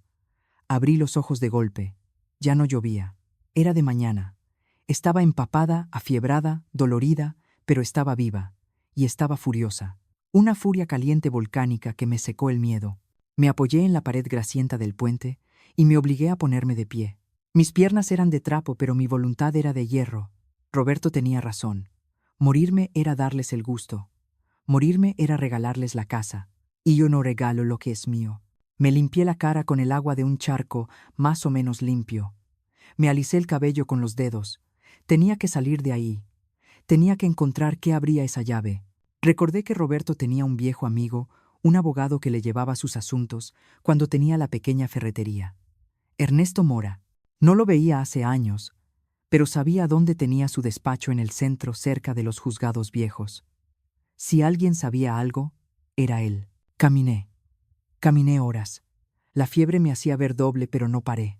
La gente me miraba con asco, se apartaban tapándose la nariz. Mírenme, pensé. Miren bien a la mujer que sus hijos podrían ser si tuvieran el corazón podrido. Llegué al edificio del despacho. Era viejo, con un elevador que no funcionaba. Subí 3 pisos por la escalera, jadeando, sintiendo que el corazón me iba a estallar. Llegué a la puerta de madera con el letrero dorado LIC. Ernesto Mora, abogado. Toqué. Nadie abrió. Toqué más fuerte con desesperación. Abran, por favor. La puerta se abrió. Un hombre mayor, canoso, con lentes bifocales, se asomó. Me miró con confusión, a punto de decirme que no daban limosna, pero entonces me miré a los ojos. Y él vio. Vio a través de la mugre, a través de la miseria. Elena, preguntó con la voz temblorosa. Elena Quintal. Ernesto. Grazné. Mi voz era un sonido roto. Saqué la llave de mi bolsillo y se la mostré. Brillaba bajo la luz del pasillo. ¿Sabes? ¿Sabes qué abre esto? La cara de Ernesto cambió. De la sorpresa pasó a la comprensión y luego a una tristeza profunda. Abrió la puerta de par en par. Pasa, Elena. Te estaba esperando. Hace 5 años que te estoy esperando. Entré. El despacho olía a libros viejos y a café. Me dejé caer en un sillón de cuero, manchándolo con mi ropa sucia, pero no me importó. Ernesto cerró la puerta con llave. Se giró hacia mí y dijo las palabras que cambiarían el curso de esta guerra. Roberto sabía que este día llegaría, dijo yendo hacia una caja fuerte detrás de un cuadro. Esa llave no es de una puerta, Elena. Es de tu libertad y de la condena de tu hijo. Sentí que el aire regresaba a mis pulmones. No estaba loca. No estaba sola. Roberto, mi viejo zorro, había planeado su jugada maestra desde la tumba. Y ahora, con esa llave en la mano, yo estaba lista para dejar de ser la víctima y convertirme en el castigo. Fabián quería heredar, pues iba a heredar una tormenta que no se imaginaba. Ernesto movió un cuadro pesado que colgaba en la pared detrás de su escritorio, una pintura de un paisaje árido que siempre me había parecido triste, pero que ahora ocultaba mi salvación. Detrás del lienzo apareció una caja fuerte de acero gris, fría y robusta. Me hizo una seña con la mano, indicándome que me acercara. Yo me levanté del sillón dejando una mancha de suciedad en el cuero fino, pero a Ernesto no pareció importarle. Mis dedos todavía temblorosos por la fiebre y el hambre introdujeron la llave de latón en la cerradura. Giró suavemente sin resistencia, como si hubiera estado esperando ese momento durante 5 años. Hubo un porclic por metálico que resonó en el silencio del despacho, como el martillo de un juez dictando sentencia. La puerta de acero se abrió. Dentro no había lingotes de oro ni joyas. Había una carpeta de piel color vino y una carta sellada con lacre. Ernesto tomó la carpeta con una reverencia casi religiosa y la puso sobre el escritorio. «Siéntate», Elena me dijo, y su voz tenía un peso grave. «Lo que vas a escuchar va a dolerte, pero también va a liberarte». Me senté. Él abrió la carpeta. Roberto vino a verme 6 meses antes de morir. No estaba enfermo todavía, o al menos no lo sabía, pero estaba enfermo de preocupación. Me dijo: «Ernesto, mi hijo no es bueno. Tiene el corazón torcido. Veo cómo mira la casa como mira a su madre. No la ve como una persona, la ve como un cajero automático». Esas palabras fueron un bofetón. Mi Roberto, mi esposo, había visto al monstruo mucho antes que yo. Mientras yo justificaba a Fabián, mientras yo decía, es que es joven, es que tiene carácter, Roberto veía la verdad. Sentí una punzada de vergüenza tan aguda que quise esconderme debajo de la alfombra. «¿Por qué no me lo dijo?», susurré con la voz rota. «Porque te amaba demasiado para romperte el corazón en vida», respondió Ernesto. «Pero te amaba lo suficiente para protegerte en su muerte». El abogado deslizó un documento hacia mí. Era un testamento, pero no el testamento sencillo que yo creía que existía. Era un documento complejo lleno de cláusulas y condiciones. «Este es un fideicomiso de protección vitalicia», explicó Ernesto señalando un párrafo resaltado en amarillo. «Roberto puso la casa, los ahorros y un seguro de vida que tú no sabías que existía todo dentro de este fideicomiso. La casa de la calle Nísperos no es de Fabián. Nunca fue de Fabián. La supuesta herencia que él cree que recibió era un usufructo condicionado». «¿Condicionado a qué?», pregunté, sintiendo que mi cerebro entumecido por el hambre empezaba a despertar. «A una cláusula de indignidad», dijo Ernesto, y pronunció esas palabras con un placer afilado. «Escucha bien esto, Elena. Si mi hijo Fabián Quintal comete cualquier acto de abandono, maltrato físico o psicológico, o intenta despojar a su madre de su hogar, pierde automáticamente cualquier derecho sobre el patrimonio. La propiedad pasa a ser 100% de Elena Quintal, con libertad absoluta para venderla, quemarla o regalarla, y Fabián queda desheredado sin derecho a reclamo». Me quedé paralizada. Mi esposo había dejado una trampa diseñada para activarse solo si su hijo demostraba ser una basura. Y Fabián, con su codicia, con su prisa por deshacerse de mí, había saltado con los 2 pies dentro de la trampa. Había activado su propia ruina el momento en que me bajó del auto frente a la iglesia. «Pero hay más», continuó Ernesto sacando un estado de cuenta bancario. «Roberto sabía que si te dejaba dinero en efectivo tú se lo darías a Fabián. Eras así de buena, Elena. Así que creó un fondo de emergencia. Solo se podía acceder a él con esa llave y con tu firma, y solo en caso de que demostraras estar en situación de desamparo». Me mostró la cifra final del estado de cuenta. Me tuve que limpiar los ojos con el dorso de la mano sucia porque no creía lo que veía. Había casi $500,000. $500,000. Me eché a reír. Una risa histérica ronca que se mezcló con el llanto. Había estado comiendo sobras de la basura.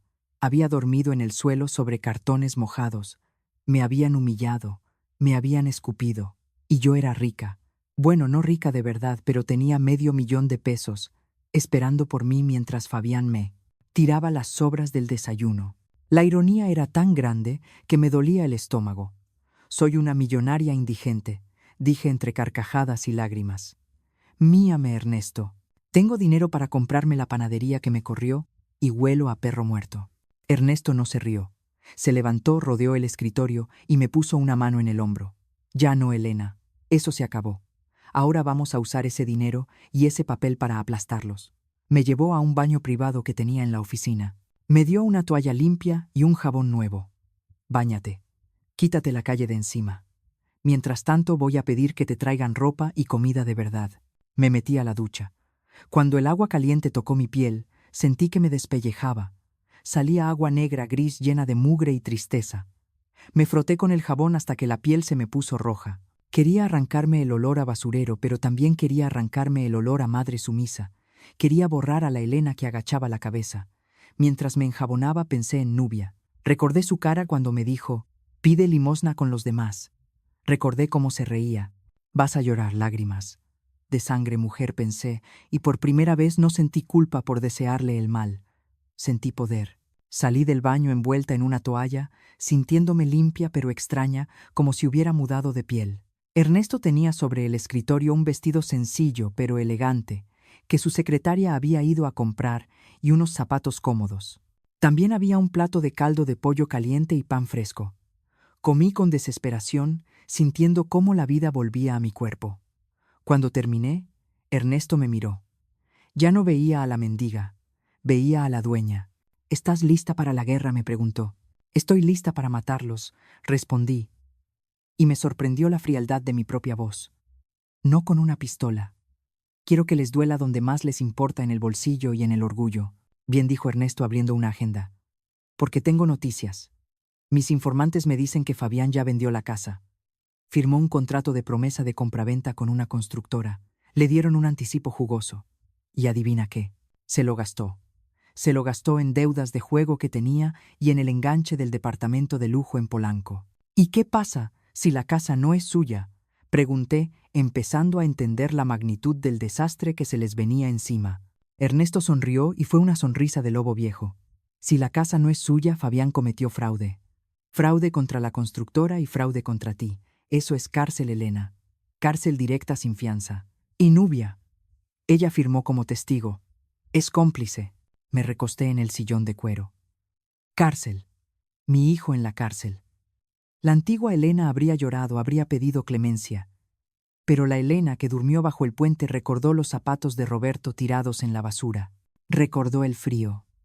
Recordó el hambre. Que se pudran, dije.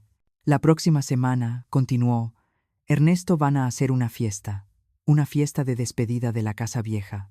Invitaron a sus amigos, a la familia de Nubia, incluso a los socios de la constructora. Quieren presumir su nuevo estatus antes de mudarse a Polanco.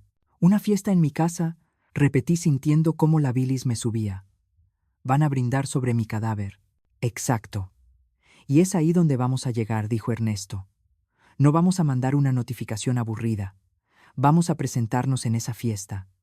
Tú, yo y un notario público. Y la policía. Vamos a ejecutar la cláusula de indignidad delante de todos. Vamos a quitarles la máscara y el techo al mismo tiempo. Me imaginé la escena. Nubia con su copa de vino riéndose, creyéndose la reina del mundo. Fabián presumiendo un dinero que no era suyo. Y yo entrando por la puerta. No la vieja sucia. La dueña, la heredera, la justicia. Ernesto, le dije, mirándolo a los ojos. Necesito un favor más. Antes de ir a esa fiesta, necesito ir al salón de belleza. Y necesito comprarme un vestido rojo. ¿Rojo sangre? ¿Rojo?, preguntó él arqueando una ceja. Sí. Porque no voy a ir a un funeral. Voy a una ejecución, y quiero que se acuerden de mí cada vez que vean ese color. Pasé los siguientes días en casa de Ernesto. Él vivía solo, era viudo también. Me trató como a una reina. Dormí en una cama suave, comí 3 veces al día, recuperé mis fuerzas. Pero mi mente no descansaba. Repasaba el plan una y otra vez. Cada detalle. Sabía que Fabián intentaría manipularme. Sabía que lloraría, que diría, «Mamá, perdóname». Tenía que estar preparada. Tenía que blindar mi corazón con acero. La noche antes de la fiesta tuve una pesadilla.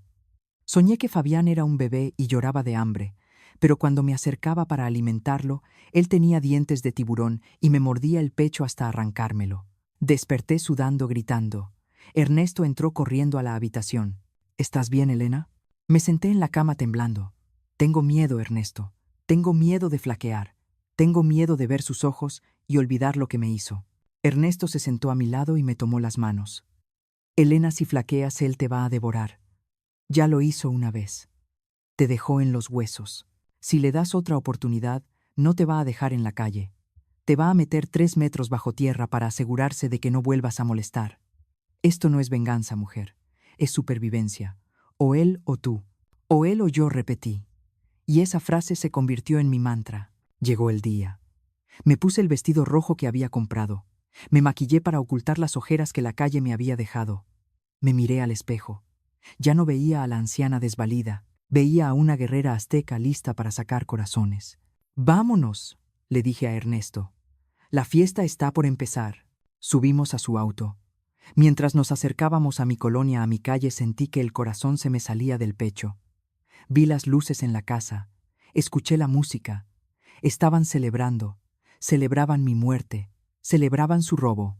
Ernesto estacionó el auto. Detrás de nosotros, una patrulla de policía se detuvo en silencio. El notario bajó de su vehículo con su portafolio.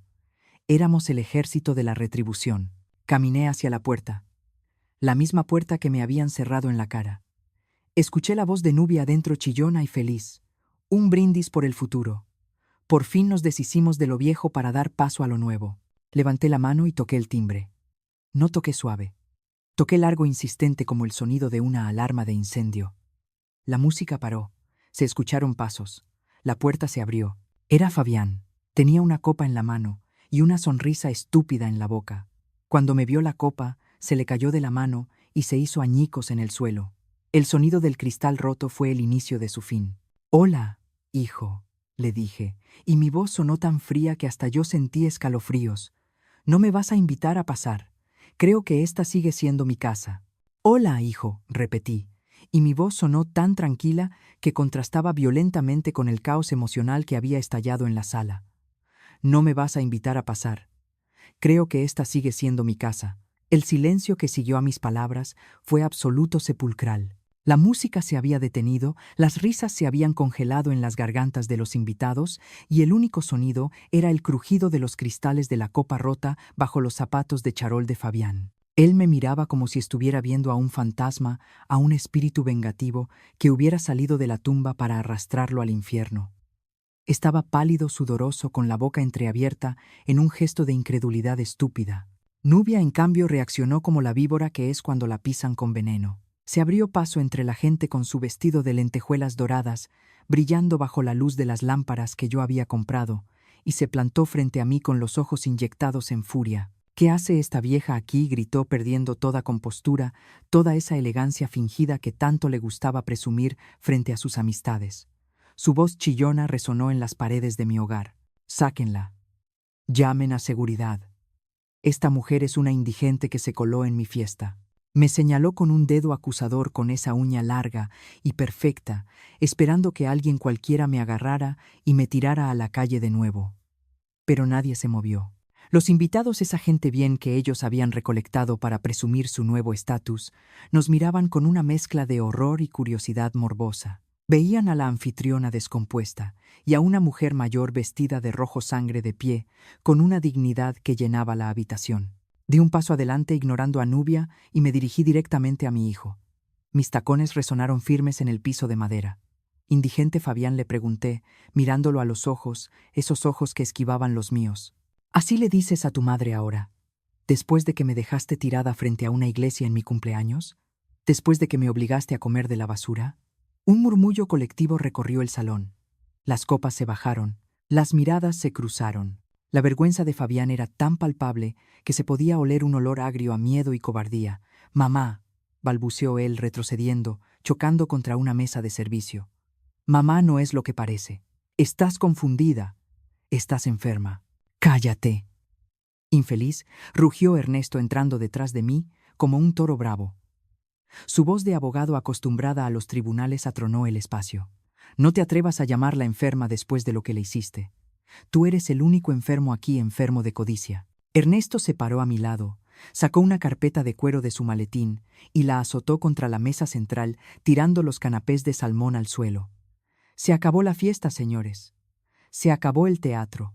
Soy el licenciado Ernesto Mora Albacea, del testamento del difunto Roberto Quintal y abogado de la señora Elena. Y vengo a notificarles que esta celebración es ilegal porque se está llevando a cabo en una propiedad robada». Nubia soltó una carcajada histérica nerviosa. «Están locos.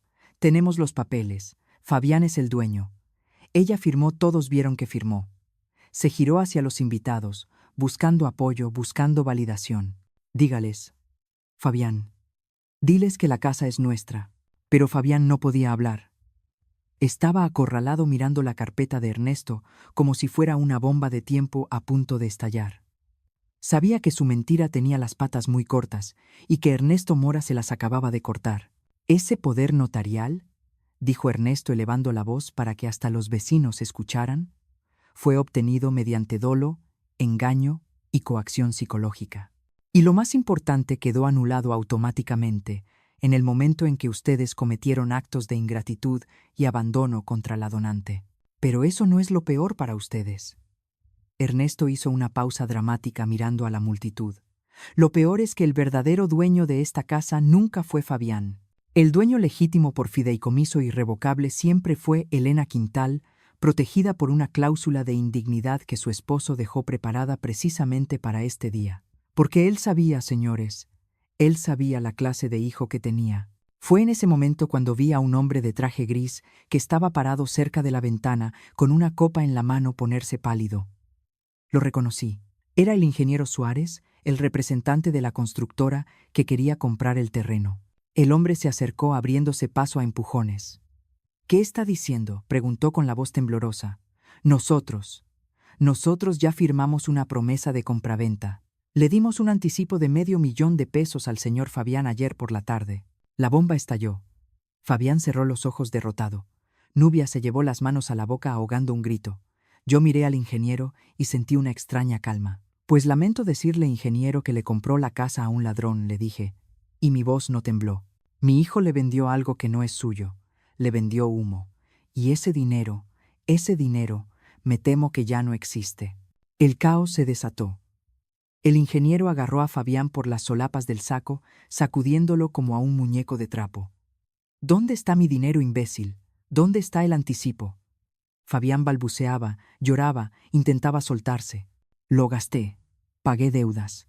El enganche del departamento». Nubia me dijo que lo hiciera. Nubia, al escuchar su nombre, retrocedió negando con la cabeza, intentando alejarse del desastre que ella misma había orquestado. «Mentira», gritó ella con esa voz de hiena acorralada. «Yo no sabía nada.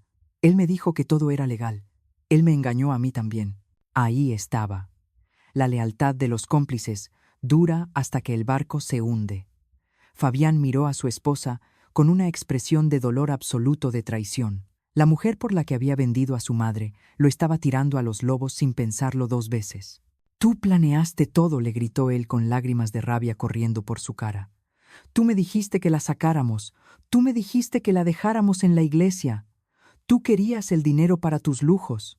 Se estaban devorando entre ellos, caníbales de su propia miseria, y yo estaba ahí vestida de rojo, observando cómo la justicia divina los hacía pedazos. La policía entró en ese momento. 4 oficiales uniformados con caras serias seguidos por un notario público.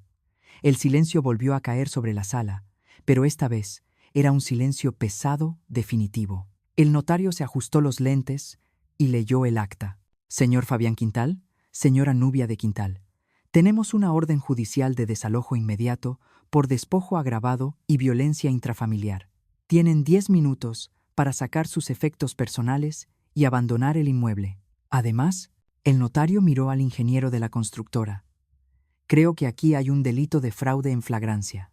Un oficial se acercó a Fabián y le puso las esposas. El sonido del metal, cerrándose alrededor de sus muñecas, fue el sonido más triste y más satisfactorio que había escuchado en mi vida. Fabián cayó de rodillas. Se arrastró hasta mí llorando, moco tendido convertido en una piltrafa humana. «Mamá, perdóname. Por favor, diles que no. Diles que es un error. Soy tu hijo. Soy tu Fabián». Me agarró el borde del vestido rojo manchándolo con sus manos sudorosas. «No dejes que me lleven. Me van a matar en la cárcel. Mamá, por favor». Lo miré desde arriba. Vi al niño que cargué en mis brazos. Vi al joven que llevé a la escuela. Pero también vi al hombre que me dejó en la calle con una bolsa de sobras. Sentí una punzada de dolor en el útero, el dolor fantasma del parto, pero mi corazón estaba blindado. Me agaché lentamente hasta quedar a su altura. Le quité las manos de mi vestido con suavidad, pero con firmeza, como quien se quita una sanguijuela. «Fabián», le dije, y mi voz fue un susurro que solo él escuchó. «Yo te salvé de la fiebre, te salvé del hambre, te salvé de tus propios errores 1000 veces, pero no te puedo salvar de ti mismo. Tú escogiste este camino. Tú escogiste el dinero sobre tu madre. Ahora el dinero te va a cobrar». Me levanté y di un paso atrás. «Llévenselo», le dije al oficial. Nubia intentó escabullirse hacia la puerta trasera, aprovechando que todos miraban a Fabián, pero Ernesto, viejo zorro, le cerró el paso. ¿A dónde vas, querida?, le dijo con una sonrisa sarcástica. Tú firmaste como testigo en la venta fraudulenta. Eres cómplice. Y también te vas de esta casa. Ahora. Y sin llevarte nada que no sea la ropa que traes puesta. Las joyas se quedan, los muebles se quedan, hasta los cubiertos se quedan. Fuera. Los invitados empezaron a salir avergonzados, murmurando, evitando mirarnos. Era el desfile de la hipocresía. Nadie se quedó a ayudar, nadie se quedó a consolar. Cuando el dinero se acaba, los amigos de plástico se derriten. Me quedé parada en medio de mi sala viendo cómo se llevaban a mi hijo esposado, viendo cómo Nubia salía gritando insultos, arrastrando una maleta mal cerrada. La casa quedó en silencio. Un silencio sucio, lleno de restos de comida y confeti pisoteado. Ernesto se acercó a mí y me puso una mano en el hombro. ¿Estás bien, Elena? Miré alrededor. Las paredes me eran ajenas con esa decoración moderna. El aire olía a perfume barato y desesperación. Pero era mi casa. Y yo estaba de pie. Estoy cansada, Ernesto, respondí sintiendo cómo la adrenalina empezaba a bajar y dejaba paso a un agotamiento infinito. Estoy muy cansada. Pero estoy viva. Y ellos ya no están. Me senté en el único sillón que habían dejado, uno moderno e incómodo, y cerré los ojos. Había ganado. Había recuperado mi techo. Pero el precio había sido la destrucción total de mi familia. Vale la pena la justicia cuando te deja el corazón vacío. A veces me pregunto si debía haber hecho las cosas diferente, si debía haber perdonado una vez más. Pero luego recuerdo el frío de la iglesia. Recuerdo el hambre. Y sé que si no hubiera hecho esto hoy, estaría muerta. Y una madre muerta no puede perdonar. Una madre viva al menos puede intentar sanar. Ver a un hijo esposado es una imagen que se te graba en la retina con ácido. No se borra nunca. Aunque ese hijo te haya escupido, aunque te haya dejado a tu suerte en una banqueta helada, verlo reducido a un animal asustado, con las muñecas aprisionadas por el metal frío, te rompe algo por dentro que no sabías que te quedaba entero. Fabián lloraba. No lloraba como un hombre arrepentido. Lloraba como un niño al que le han quitado su juguete favorito con mocos, con hipo, con una desesperación vergonzosa que hacía que los policías lo miraran con una mezcla de lástima y asco. «Mamá, no dejes que me lleven». «Diles que es un error», gritaba retorciéndose mientras lo empujaban hacia la patrulla. «Soy tu hijo. Me van a matar ahí dentro. Tengo deudas, mamá. Deudas con gente muy mala». Esas palabras me detuvieron en seco. Deudas con gente mala. Ernesto, que estaba hablando con el ingeniero de la constructora, el hombre al que Fabián había estafado, se acercó a mí con el rostro sombrío. «Elena, la situación es peor de lo que pensábamos», me dijo en voz baja para que los curiosos que se habían amontonado en la calle no oyeran. Fabián no solo se gastó el anticipo de la casa en lujos, debe dinero a prestamistas, de esos que no van a juicio, de los que cobran con sangre. Por eso tenía tanta prisa en vender. Por eso te quería muerta o encerrada. Necesitaba el dinero ya no para vivir bien, sino para seguir vivo. Sentí un escalofrío que me recorrió la espalda. Mi hijo no era solo un ambicioso, era un estúpido que se había metido en la boca del lobo y me había usado a mí como escudo humano. Lo miré. Estaba pálido, temblando, con los ojos desorbitados, buscando una salida que no existía. Y entonces Nubia, la mujer que lo había empujado a este abismo, la que le susurraba al oído que merecían más, hizo su jugada maestra. Se acercó a la patrulla no para consolarlo, sino para recuperar su bolso que había quedado dentro del auto de Fabián. «Oficial, necesito mis cosas», dijo con esa voz chillona de quien se cree intocable. «Yo no tengo nada que ver con los fraudes de este imbécil. Yo solo soy la esposa engañada». Fabián dejó de llorar de golpe.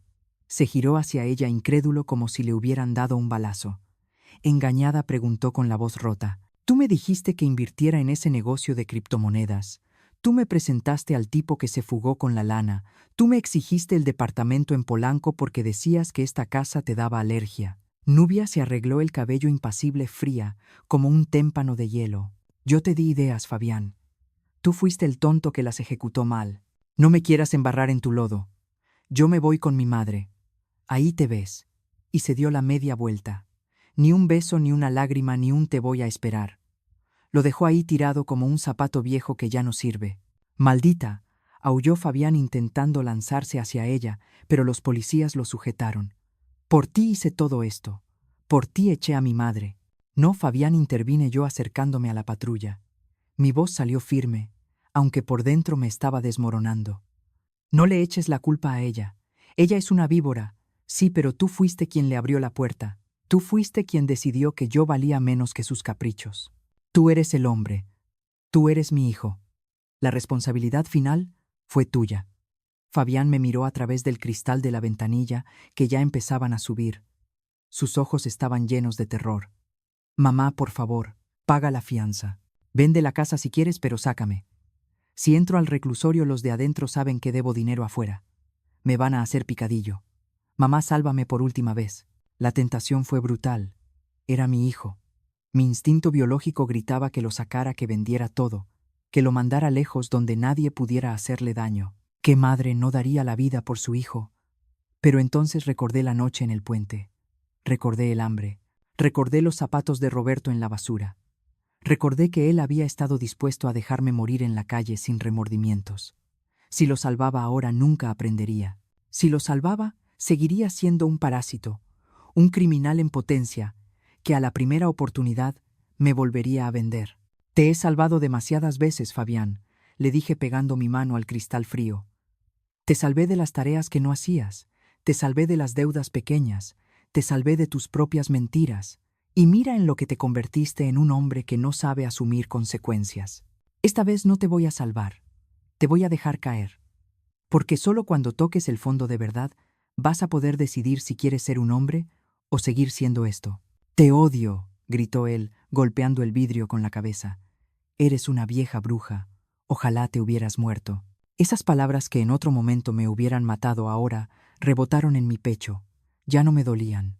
Eran el veneno saliendo de su cuerpo, la pus de una herida infectada que necesitaba drenarse. El policía me miró con respeto, asintió levemente y arrancó la patrulla. Vi las luces rojas y azules alejarse por la calle oscura, llevándose a mi único hijo hacia una celda donde tendría mucho tiempo para pensar en la diferencia entre el precio y el valor. Ernesto se puso a mi lado. «¿Hiciste lo correcto, Elena?», me preguntó sabiendo la respuesta, pero necesitando que yo la verbalizara. «Hice lo necesario», respondí secándome una lágrima solitaria que se me había escapado. Lo correcto hubiera sido educarlo mejor. Lo necesario ahora es dejar que la vida lo eduque. Los invitados se habían ido. La casa estaba hecha un desastre. Copas rotas, comida tirada, adornos volcados. Parecía un campo de batalla después de la masacre. Y lo era. Había sido la masacre de una familia. Pero en medio de ese caos sentí una paz extraña, la paz del superviviente. Me quité los zapatos de tacón que me estaban matando y caminé descalza por la sala. Sentí la madera del piso bajo mis pies. Mi piso, mi madera. «¿Qué vas a hacer ahora?», preguntó Ernesto mirando el desorden. «Ahora voy a limpiar», dije, levantando una servilleta del suelo. «Voy a limpiar esta casa. Voy a sacar cada rastro de ellos. Voy a quemar esas cortinas horribles que puso Nubia. Voy a traer de vuelta mis muebles, o compraré nuevos. Pero esta casa va a volver a oler a mí, a café de olla y a limpio». Y Fabián, insistió él. «¿Lo vas a visitar?». Me detuve. Miré hacia la puerta por donde había salido. No, no por ahora. Necesita estar solo. Necesita sentir el frío que yo sentí. Si voy a verlo, le doy esperanza de que voy a ceder. Y no voy a ceder, Ernesto. Se acabó la Elena blanda. Esa noche, Ernesto se quedó a ayudarme a recoger lo más grande. Cuando se fue, cerré la puerta con llave. Mi propia llave. Puse el cerrojo. Me senté en el suelo de la sala vacía con una copa de vino que había sobrevivido a la batalla y brindé. Brindé por Roberto. Brindé por el hombre de la silla de ruedas que me dio un cartón. Brindé por mí. «Salud, vieja», me dije a mí misma en voz alta, y mi voz resonó en las paredes recuperadas. «Estás sola, estás vieja y estás cansada, pero eres la dueña de tu castillo». Sin embargo, la victoria tiene un sabor metálico. A la mañana siguiente el teléfono empezó a sonar. Eran los acreedores de Fabián. De alguna manera habían conseguido el número de la casa. Voces de hombres rudos amenazantes preguntando por mi hijo, diciendo que alguien tiene que pagar. Tuve que desconectar el teléfono. Tuve que cambiar la cerradura otra vez. Tuve que vivir con miedo durante semanas, no de mi hijo, sino de sus demonios. Pero cada vez que sentía miedo, tocaba la pared de mi casa y me recordaba esto es mío y nadie me lo va a quitar. El proceso legal fue largo. Fabián fue condenado a 3 años de prisión por fraude y despojo. Pudo ser más, pero el juez tomó en cuenta que era su primer delito oficial. Nubia. Nubia desapareció.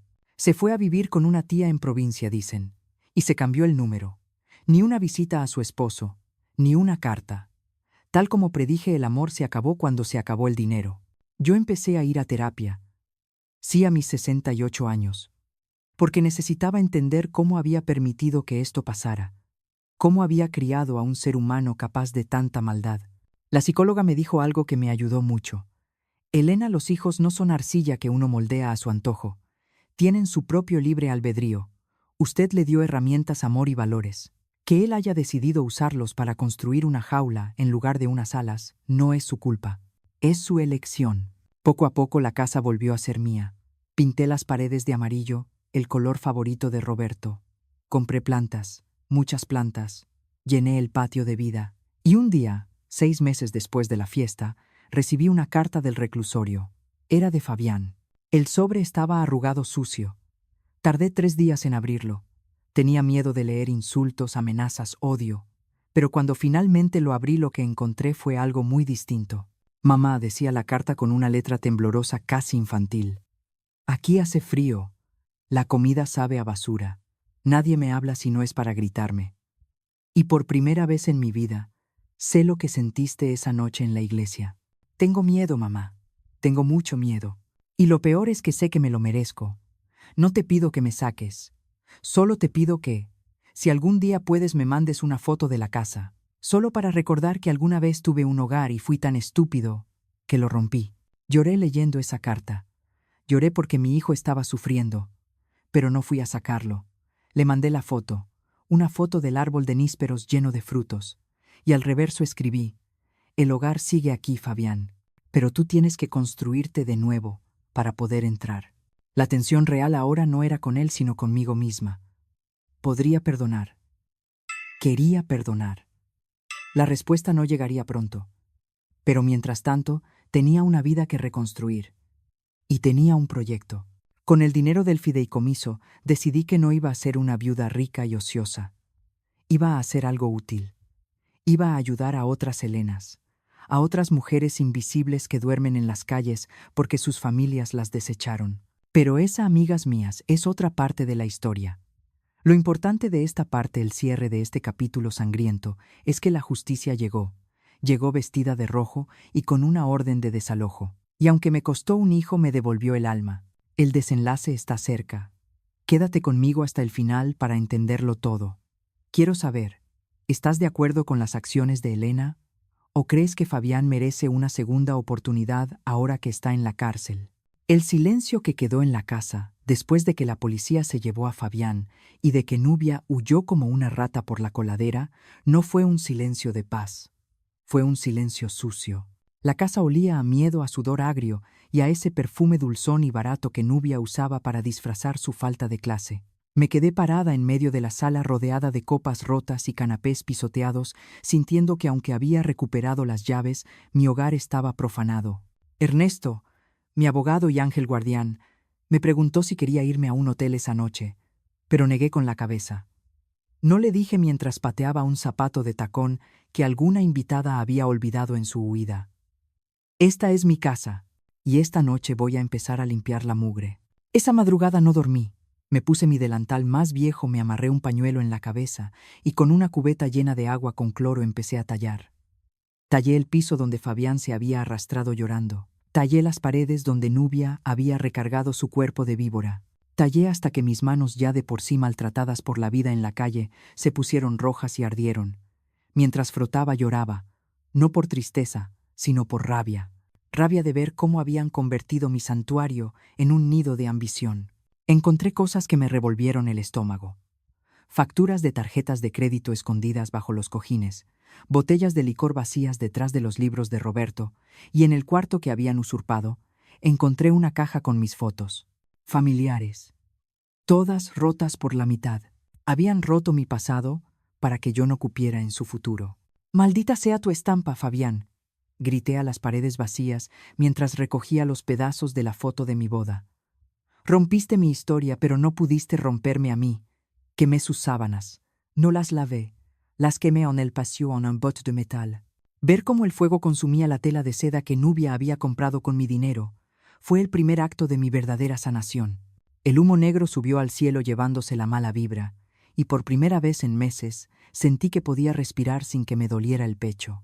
A la mañana siguiente, Ernesto llegó con noticias. Su cara estaba seria, pero sus ojos brillaban con esa satisfacción de quien ha visto caer a un gigante. «Tenemos novedades de Nubia», me dijo aceptando el café de olla que yo acababa de preparar en mi cocina recuperada. La detuvieron en la terminal de autobuses del norte. Intentaba irse a Guadalajara con una maleta llena de cosas que no eran suyas. «¿Se llevó mi dinero?», pregunté, sintiendo un piquete de ansiedad. «No, Elena.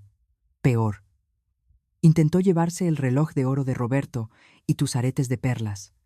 Los llevaba cosidos en el forro de su abrigo, pero la policía ya tenía la orden de aprehensión por complicidad en fraude y despojo. Cuando la agarraron empezó a gritar como loca, echándole la culpa a Fabián diciendo que él la obligaba, que ella era una víctima de violencia de género». Ernesto soltó una risa corta y seca. Nadie le creyó. Ahora comparte celda con otras 3 mujeres que no tienen mucha paciencia para sus aires de grandeza. Se le acabó el teatro, Elena. La reina perdió su corona y su libertad. Saber que Nubia estaba tras las rejas me dio una satisfacción fría.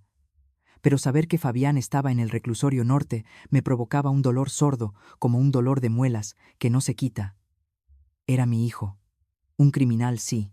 Un malagradecido también. Pero era mi hijo. Pasaron 3 semanas antes de que tuviera el valor de ir a verlo. Ernesto me dijo que no era necesario, que él se encargaba de todo, pero yo necesitaba cerrar el ciclo. Necesitaba ver al monstruo a los ojos para asegurarme de que ya no me daba miedo. El día de la visita el cielo estaba gris y pesado. El penal olía a humanidad concentrada, a desesperación y comida rancia. Me revisaron como si fuera una delincuente antes de dejarme pasar. Cuando llegué a la zona de locutorios, vi a Fabián del otro lado del cristal. Estaba irreconocible. Le habían rapado la cabeza. Había perdido por lo menos 10 kilos. Tenía un ojo morado y el labio partido. Ya no quedaba nada del hombre arrogante que me había dejado en la iglesia. Ahora era un perro apaleado. Cuando me vio se pegó al cristal. Sus manos temblaban. «Mamá, mamá, viniste», sollozó, y el sonido se distorsionaba a través del interfono. «Sácame de aquí, por favor. Me están matando. Me pegan, me quitan la comida. No aguanto un día más. Te juro que voy a cambiar. Te firmo lo que quieras. Te devuelvo todo. Pero sácame». Lo miré. Miré sus lágrimas, su miedo, su degradación, y busqué dentro de mí esa compasión maternal que siempre me había hecho perdonarlo. Busqué a la madre que le daba el último pedazo de pan. Pero no la encontré. Esa madre se había muerto de frío en la banqueta. «No vine a sacarte, Fabián», le dije, y mi voz sonó tan dura que él dejó de llorar por la sorpresa. «Vine a decirte que te perdono». Él parpadeó confundido, con una chispa de esperanza en los ojos. «¿Me perdonas? Entonces vas a retirar los cargos. Le vas a decir al juez que fue un error». «No me escuchaste bien», lo interrumpí. «Te perdono, pero no te absolvo. Te perdono para yo poder dormir tranquila, para no cargar con el odio que me sembraste. Pero tú te quedas aquí. Aquí es donde aprendes que los actos tienen consecuencias. Aquí es donde vas a entender que el dinero fácil sale muy caro». «¡Eres una bruja!», me gritó entonces, golpeando el cristal con el puño, transformándose otra vez en la bestia que conocía. «Maldita vieja, rencorosa, prefieres ver a tu hijo pudrirse que soltar tu maldita casa. Ojalá te mueras sola y te coman los gatos». Ahí estaba, la verdad. No había arrepentimiento, solo miedo y manipulación. Me levanté de la silla, me alisé la falda y lo miré con una lástima infinita. «No voy a morir sola, Fabián. Voy a morir en paz. Ixilon, tú vas a tener mucho tiempo para pensar en por qué tu madre, la que te dio la vida, tuvo que enseñarte a ser hombre metiéndote a la cárcel». Colgué el auricular y me di la media vuelta. Sus gritos e insultos se quedaron atrapados detrás del vidrio blindado. Salí del penal y el aire de la calle me supo a gloria. Lloré en el taxi de regreso, sí. Lloré como una Magdalena.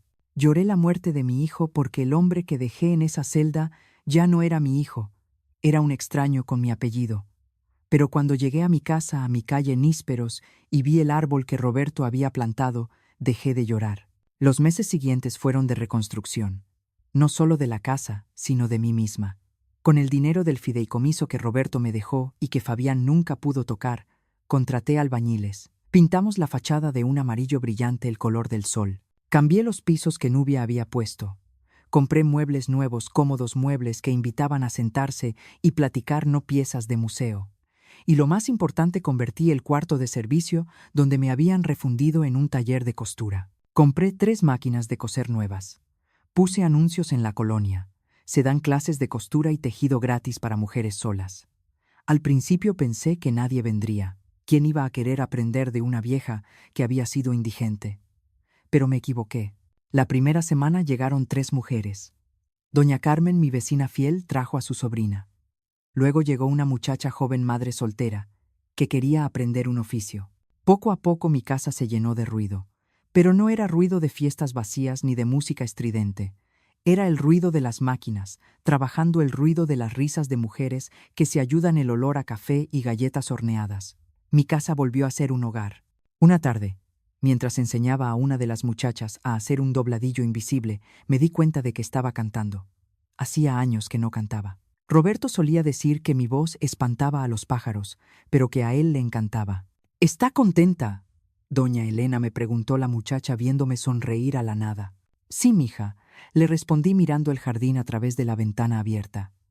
Estoy contenta, porque me quisieron enterrar, pero no sabían que yo era semilla. La justicia no es solo ver a los malos pagar. La verdadera justicia es ver a los buenos florecer después de la sequía. Fabián seguía en la cárcel cumpliendo su condena de 3 años. Nubia estaba en el penal femenil esperando sentencia, abandonada por su familia y por sus amigos de la alta sociedad que tanto presumía. Yo les mandaba cobijas en invierno. No iba a verlos, pero les mandaba cobijas. Porque soy madre. Y porque mi venganza no es dejarlos morir de frío, sino dejar que vivan sabiendo lo que perdieron. Un día recibí una carta del juzgado. Era la notificación final. La propiedad estaba 100% a mi nombre, blindada, intocable. Y junto a la notificación había una carta de Ernesto. Me invitaba a cenar. No como abogado y cliente, como amigos, como 2 supervivientes que se encontraron en la tormenta. Me puse mi vestido rojo, el mismo de la noche de la fiesta, y me miré al espejo. Ya no vi a la víctima. Vi a Elena Quintal, la dueña de su destino. Y por primera vez en mucho tiempo me guiñé un ojo a mí misma. Te ves bien vieja, me dije. Te ves muy viva. La vida te da golpes que te doblan las rodillas, pero también te da manos que te ayudan a levantarte.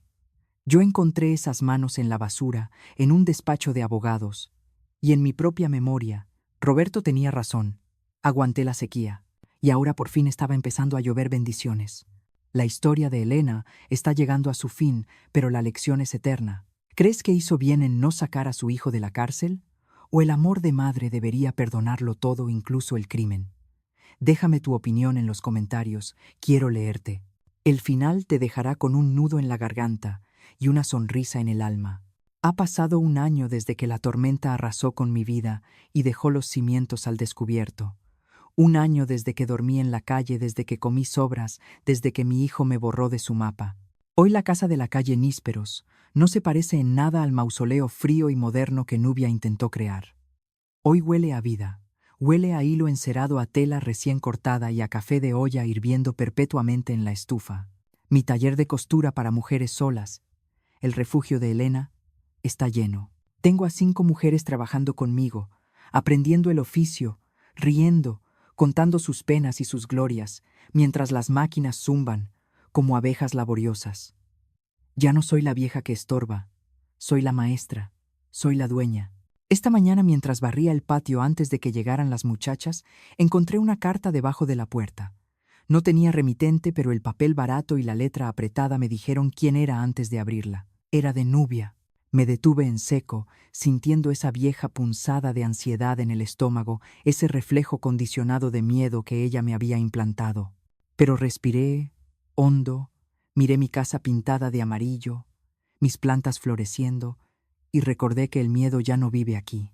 Abrí el sobre con calma. La carta era un veneno destilado. Me escribía desde la cárcel culpándome de su desgracia, diciéndome que yo era una bruja vengativa, que le había robado su juventud y su futuro.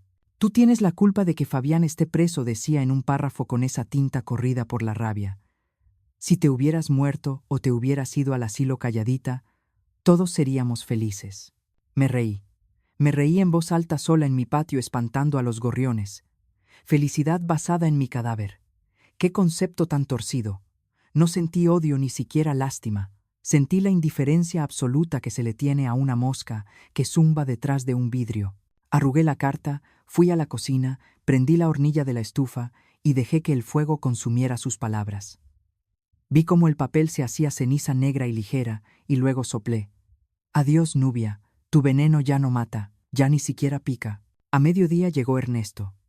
Ya no viene solo como abogado, viene como compañero. Traía una bolsa de pan dulce y esa sonrisa tímida que se le dibuja debajo del bigote canoso. Nos sentamos en el comedor, ese mismo comedor donde mi hijo me había negado un plato de comida caliente. Ahora la mesa estaba llena pan, queso, fruta y 2 tazas humeantes.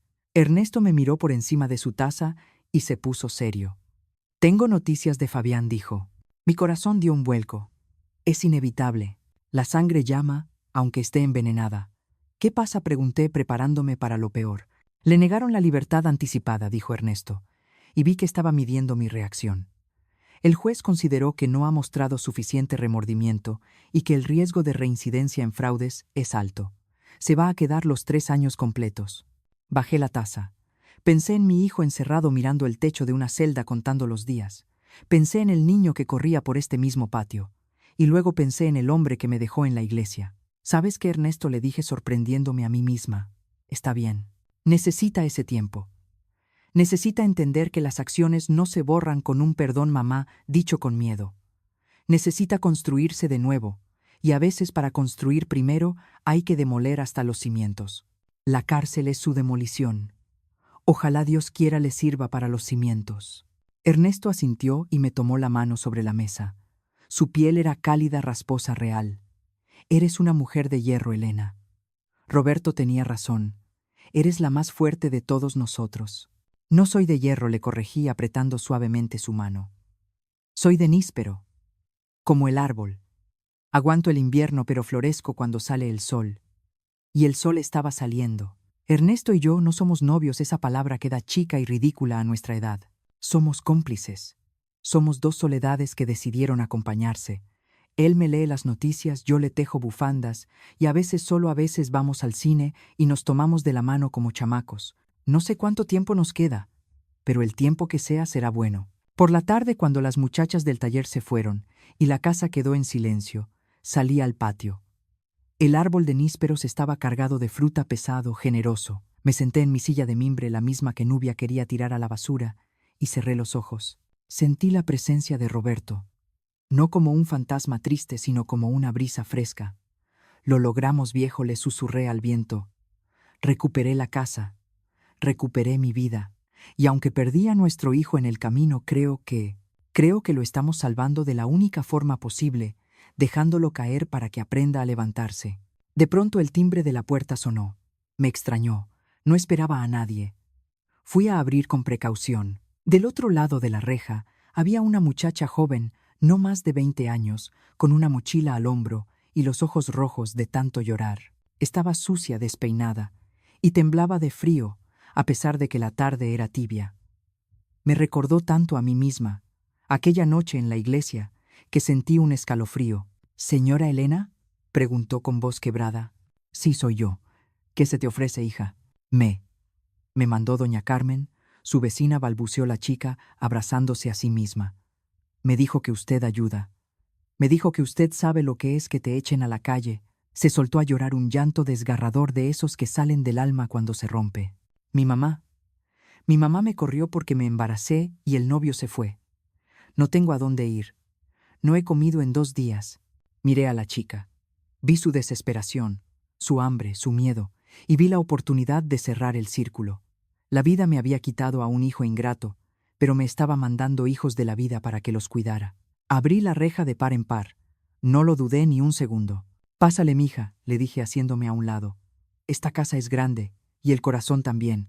Aquí nadie se queda con hambre, y nadie se queda con frío. Vente, vamos a calentar un café, y me cuentas todo. Aquí estás segura». La muchacha entró mirándome, como si yo fuera un ángel, sin saber que yo solo soy una vieja, que aprendió a morder cuando la vida la patea. La llevé a la cocina, le serví un plato de guisado caliente, y mientras la veía comer con la misma desesperación con la que yo comí aquella manzana sucia, entendí mi propósito. Mi dolor no fue en vano. Mi sufrimiento fue la escuela que me preparó para esto, para ser el refugio que yo no tuve, para ser la madre que el mundo necesita, aunque mi propio hijo no me haya querido. Mientras ella comía, saqué la llave del latón de mi bolsillo. Ya no la necesitaba para abrir cajas fuertes ni secretos. Ahora esa llave era el símbolo de mi poder. La apreté fuerte y miré al techo. Gracias, Roberto, pensé. Gracias por obligarme a ser valiente.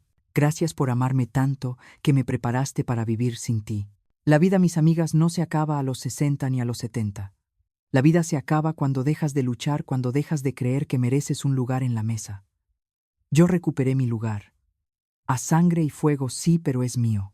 Y nadie nunca más me va a decir que soy un estorbo. Soy Elena Quintal. Soy dueña de mi casa, dueña de mi dinero y dueña de mi destino. Y si mi historia te ha servido de algo, si te ha encendido una chispa de coraje en el pecho, entonces todo, absolutamente todo, valió la pena. El sol se terminó de poner pintando el patio de naranja y violeta. La muchacha terminó de comer y me miró con gratitud infinita. ¿Cómo me paga esto, señora?, me preguntó. Le sonreí una sonrisa llena de arrugas y de libertad. No me pagues, le dije. Solo prométeme una cosa, que nunca vas a dejar que nadie te haga sentir menos de lo que vales. Ni un hombre, ni un hijo, ni la vida misma. Prométeme que vas a pelear. Se lo prometo, dijo ella. Y yo supe que había cumplido. Me levanté, lavé su plato y me preparé para una nueva noche. Una noche sin miedo. Una noche en mi casa. Si esta historia ha resonado en tu alma, si has sentido mi frío y mi victoria, te invito a que te quedes con nosotros. No olvides dejar tu like y compartir este relato con esa amiga, hermana o madre que necesita recordar su propia fuerza. Suscríbete para no perderte ninguna lección de vida, porque aquí entre todas nos recordamos lo que valemos. Aviso importante. Esta historia es una obra de ficción, creada con fines de entretenimiento y reflexión. Los personajes, nombres, lugares y situaciones descritos son producto de la imaginación del autor o se utilizan de manera ficticia. Cualquier semejanza con personas reales vivas o fallecidas o con eventos actuales es pura coincidencia. Sin embargo, los temas abordados en este relato, como el abandono de personas mayores, la violencia patrimonial, el maltrato psicológico y la explotación financiera dentro del entorno familiar, son problemas reales y graves que afectan a muchas personas en nuestra sociedad. Si usted, o alguien que conoce, está pasando por una situación de abuso, abandono o despojo, no están solos. Existen instituciones gubernamentales y organizaciones civiles dedicadas a proteger los derechos de las personas mayores y a brindar asesoría legal y psicológica gratuita. Le instamos a buscar ayuda profesional, a contactar a las autoridades competentes o a acercarse a redes de apoyo en su comunidad. El silencio protege al agresor. La denuncia es el primer paso hacia la justicia y la seguridad. Su bienestar y dignidad son lo más importante.